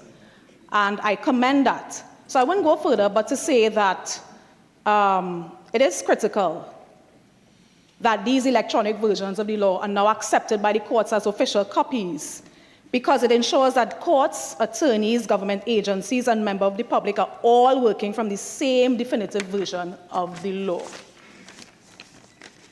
That promotes consistency, clarity, and reliability in legal interpretation. Now, having these electronic laws officially designated as they will be makes for efficiency in revision and making of legislation. I had here in my notes to make the same point that Senator Vieira made in relation to the omnibus bill we had to undertake last week. And we had a similar exercise earlier last year, well, late last year, as it relates to the first FATF bill. And I must agree with Senator Vieira, it was an arduous task. That bill, the bill from last week, the Miscellaneous Provisions FATF Compliance Bill, amended 11 other bills, 11 other acts, sorry, one of which was the Companies Act. On the digital legislative website, the Companies Act is updated up to 2015, and there are 13 revisions after that. So in order to understand what the law was doing, I had to go and look at all 13 of those revisions to ensure that there was no amendment to any of the acts that the FATF bill was referring to. I needn't explain that exercise anymore. But this bill helps to move us away from that patchwork of statutes towards a single, reliable, consolidated vision.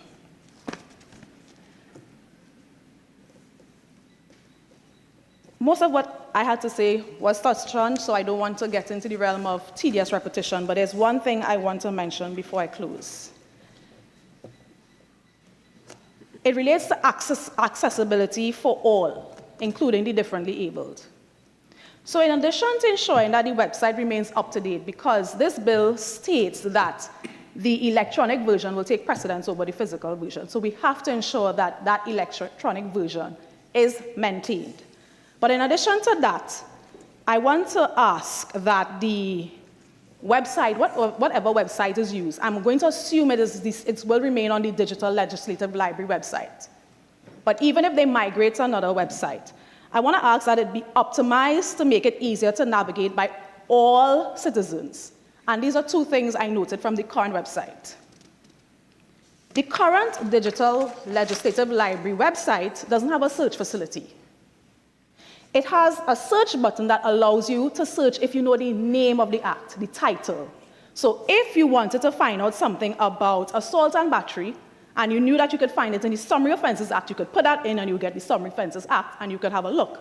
But if you didn't know where to find the law on assault and battery and you put in the word assault, you'd get no result.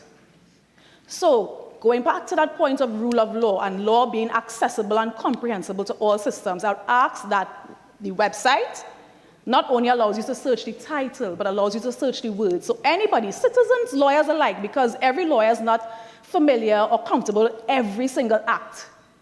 Make it easier to find what you're looking for. And the second thing speaks specifically to access by the differently abled. I am asking that the whatever website is used includes accessibility tools like keyboard-friendly navigation and adjustable text size. The current website doesn't allow that. So in closing, Mr. President, this bill improves how our laws are accessed and maintained and relied on. By enabling the publication of official electronic versions of the revised laws, the bill promotes access to justice, legal certainty, administrative efficiency, and modernization of the legal system. In a society governed by the rule of law, the law must not only exist, it must also be accessible, authoritative, and up-to-date. This bill advances these objectives in a practical and sensible way, and it would be enhanced by the amendments suggested by Senator Al-Rawi. But be that as it may, whether those amendments are accepted or not, I do support the bill, and I'm pleased to give that indication. Thank you. The Minister of Land and Legal Affairs. Thank you very much, Mr. President. I have a few matters that I would just like to deal with now. I would like to just respond briefly to Senator Vieira on your use of paper. We are not abolishing paper in this bill. Let me just make that abundantly clear. Both systems are running concurrently. So you're happy to read the printed versions of the law. You could also print the electronic version of the law and read that also. And I know that you are quite an advocate for climate change, so I hope you do change your mind with respect to paper-based reading. With respect to Senator John Bates, the there's really nothing to respond to, except to say I think she was just buying time for Senator Al-Rawi to finish his amendments. Senator John Bates, I think you may need to check your internet connection, because I checked and the digital legislative library was working last night. The third point that you raised was the differently abled. That is a suggestion that definitely we will take into consideration when we deal with the new publication of the official versions of the law. So that is one thing we look at. Now, Senator Al-Rawi. Now, Mr. President, again, I do want to do this, but when I worked with the late Dana Sita-Hal, she always told me, she said, if you can't explain something simply, it means you don't understand it. Senator Al-Rawi, with his special talent, spoke for 40 minutes, and I don't think any person in the chamber understood what he meant.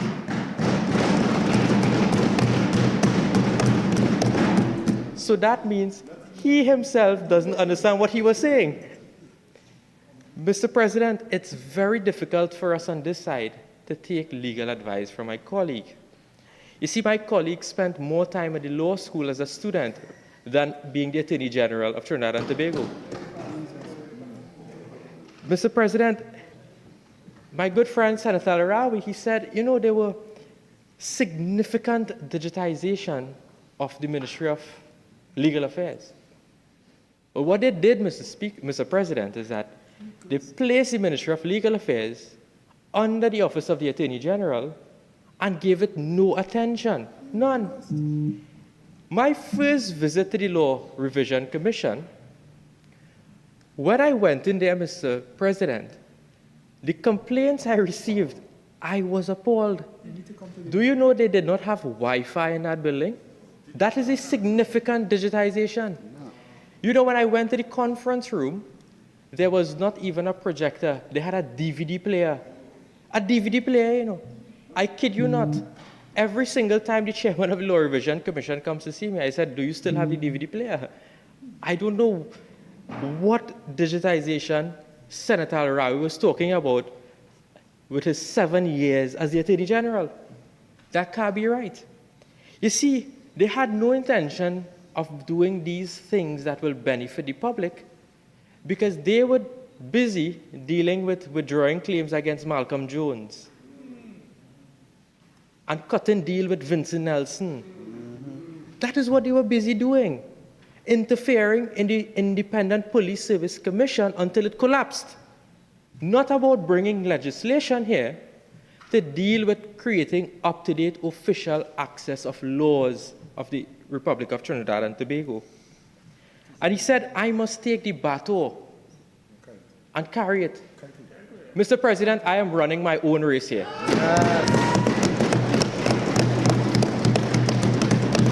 I'm running my own race. You see, Senator Al-Rawi seemed to believe that the Digital Legislative Library was something that was launched by their administration. Now, there's a CNN article online dated the 5th of August 2015. Minister of Legal Affairs launched Digital Legislative Library. The Ministry of Legal Affairs launched the Digital Legislative Library of Trinidad and Tobago this morning. The digital library will contain legislative material dating back to the 1800s, costing the government just under $3 million. Minister of Legal Affairs, Prakash Ramada, said, this is a proud moment in the legislative history of Trinidad and Tobago. So when we left the government in 2015, we're here 11 years later to finish the job that we started then.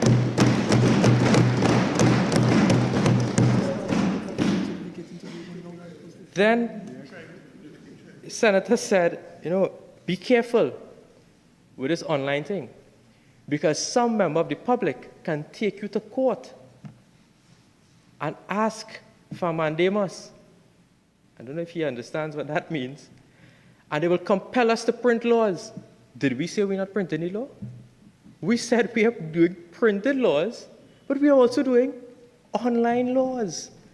So that entire argument falls immediately. Then the senator talks about rectification and so on. The bill is very clear, very clear.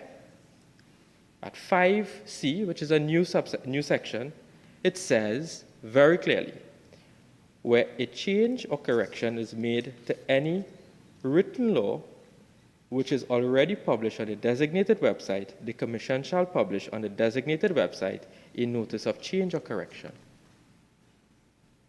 Now, this is advice given to us by the experts, by the CPC, the Office of the Attorney General. So why should I not take their advice and take the advice of Senator Al-Rawi, who was fired as the Attorney General of this country? I mean, I can't do that, Mr. President. I'll be abdicating my responsibility to the good people of Trinidad and Tobago. So, Mr. President, the opposition can file as many amendments as they like.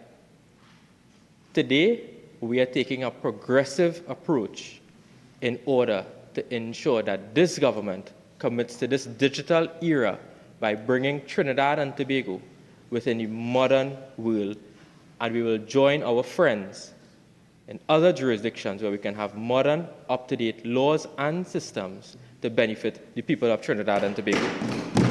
So, Mr. President, I would like to thank the hard-working staff at the Law Revision Commission, and I beg to move.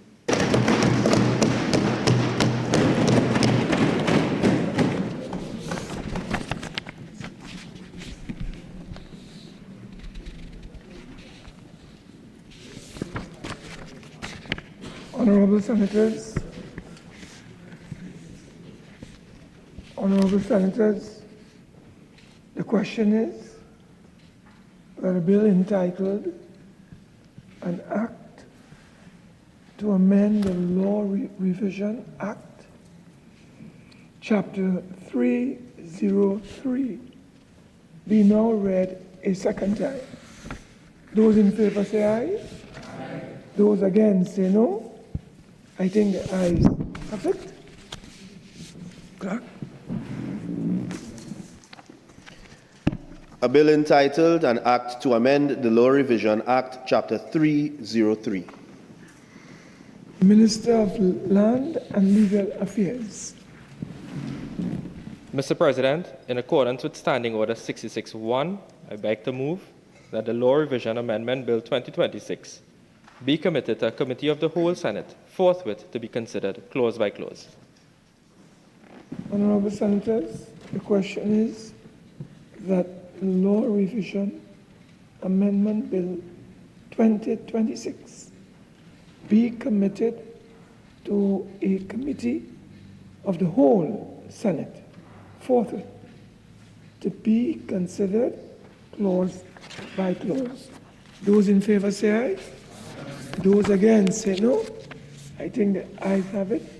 The Senate shall now go into committee of the whole to consider the bill clause by clause.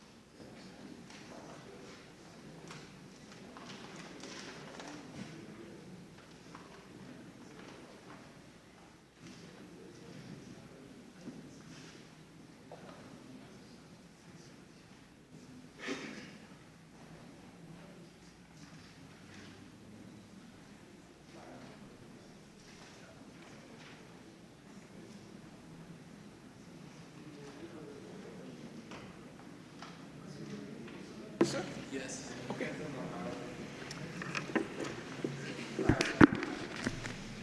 Honorable Senators, there are 6 clauses contained in the bill.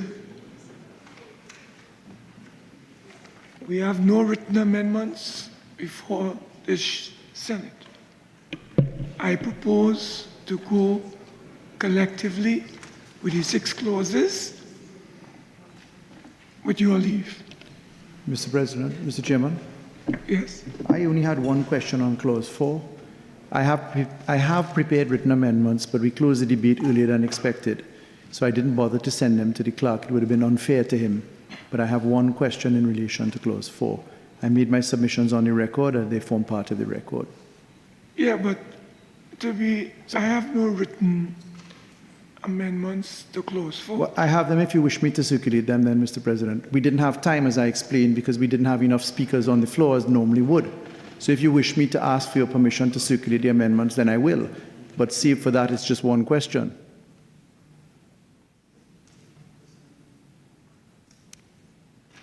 We'll take all 6 clauses together, and I will give you a few moments, brief moments, to ask for your clarification.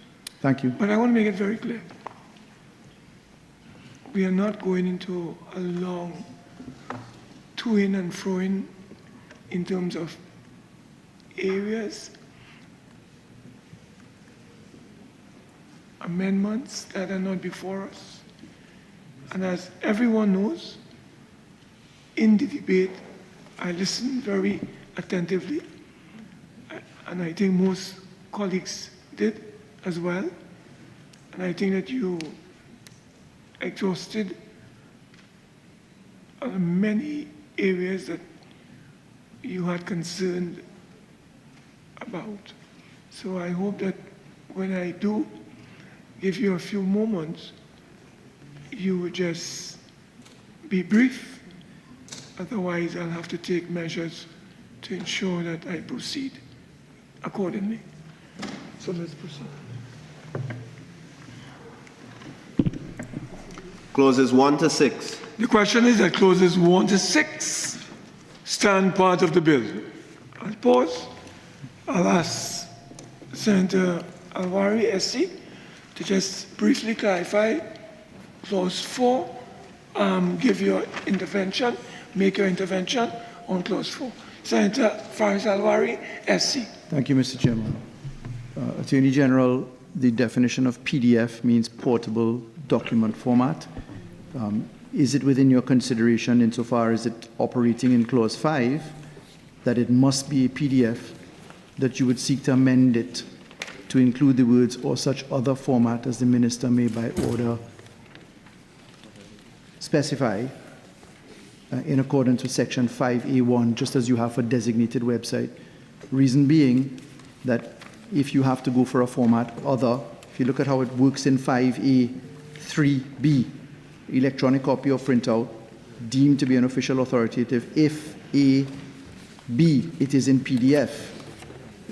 The only way that the PDF can be something other than 2 would be really tied back to the definition. So the way in which you've used the reference back in 5A1 to designated websites suggests that it may be prudent to also put the same format for PDF for your consideration.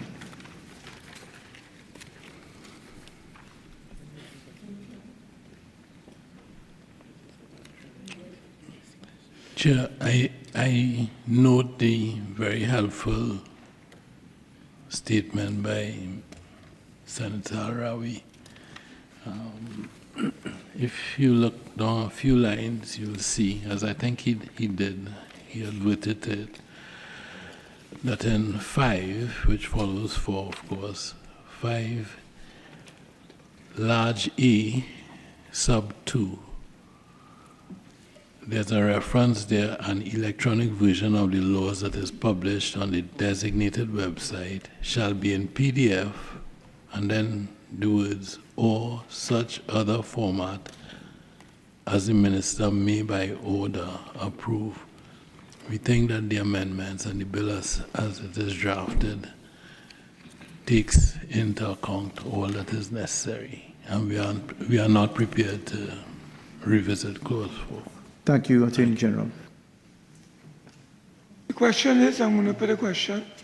The question is that clauses 1 to 6 stand part of the bill. Those in favor say aye. Aye. Those against say no. I think the ayes have it. Clauses 1 to 6 now stand part of the bill. Honorable Senators, the question is that the bill be now reported to the Senate. Those in favor say aye. Aye. Those against say no. I think the ayes have it. The bill will now be reported to the Senate.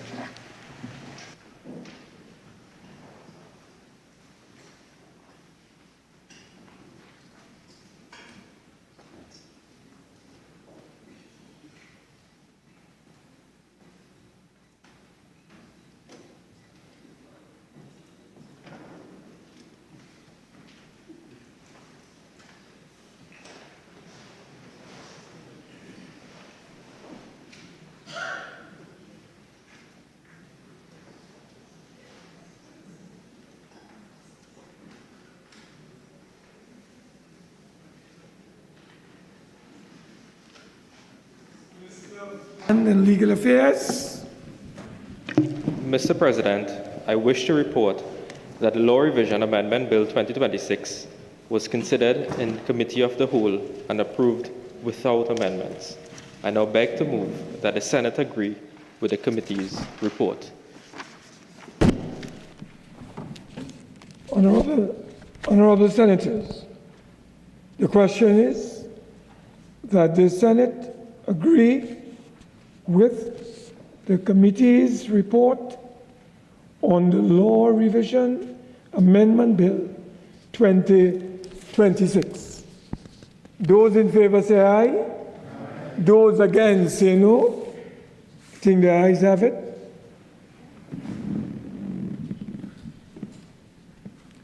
The Minister of Land and Legal Affairs.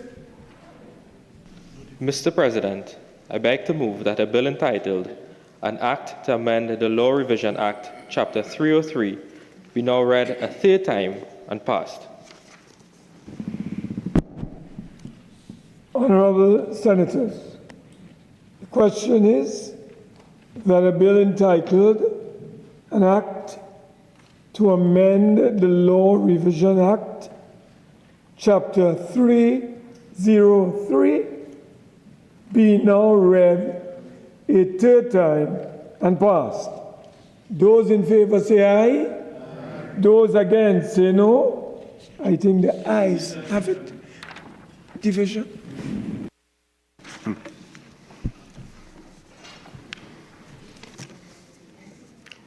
Mr. Allahar?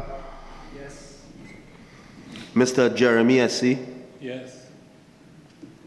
Mr. Roberts? Yes. Mr. Maraj? Yes. Mr. Batiste? Yes. Mr. Alexander? Yes. Professor Prasad? Yes. Mr. Ratiram? Yes. Ms. Charles? Yes. Mr. Zakur? Yes. Mr. Smith? Yes. Mr. Nakid? Yes. Mr. Jack? Yes. Mr. Ramsubik? Yes. Mr. Rashid? Yes. Dr. Brown? Yes. Mr. Al-Rawi SC? Yes. Mr. Dan Paul? Yes. Mrs. John Bates? Yes. Miss London? Yes. Mr. Phillips? Yes. Mr. Vieira SC? Yes. Mr. De La Bastide SC? Yes. Ms. Jones Simmons? Yes. Mr. Lewis? Yes. Dr. Murray? Yes. Mrs. Lalit Etienne. Yes. Mr. McNish. Yes. Mr. Gibbings. Yes. Ms. Phillips. Yes.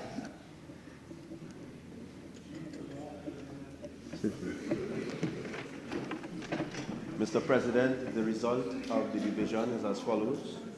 30 senators voted for, no senators voted against, and there were no abstentions.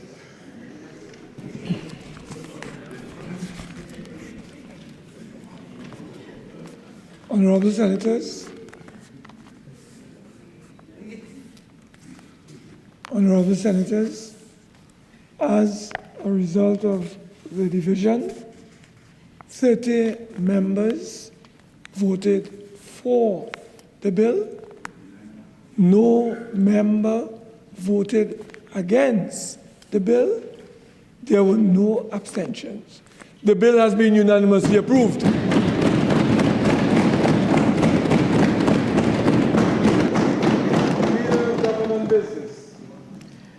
A bill entitled An Act to Amend the Law Revision Act, Chapter 303. The Honorable Leader of Government Business. Thank you, Mr. President. I was just waiting for the bill to be read a third time, which it was. So, Mr. President, having had a very good sitting, I now beg to move that the Senate do now adjourn to a date to be fixed. Honorable Senators, the question is that the Senate do now adjourn to a date to be fixed. Those in favor say aye. Those against say no. I think the ayes have it. This Senate now stands adjourned to a date to be fixed.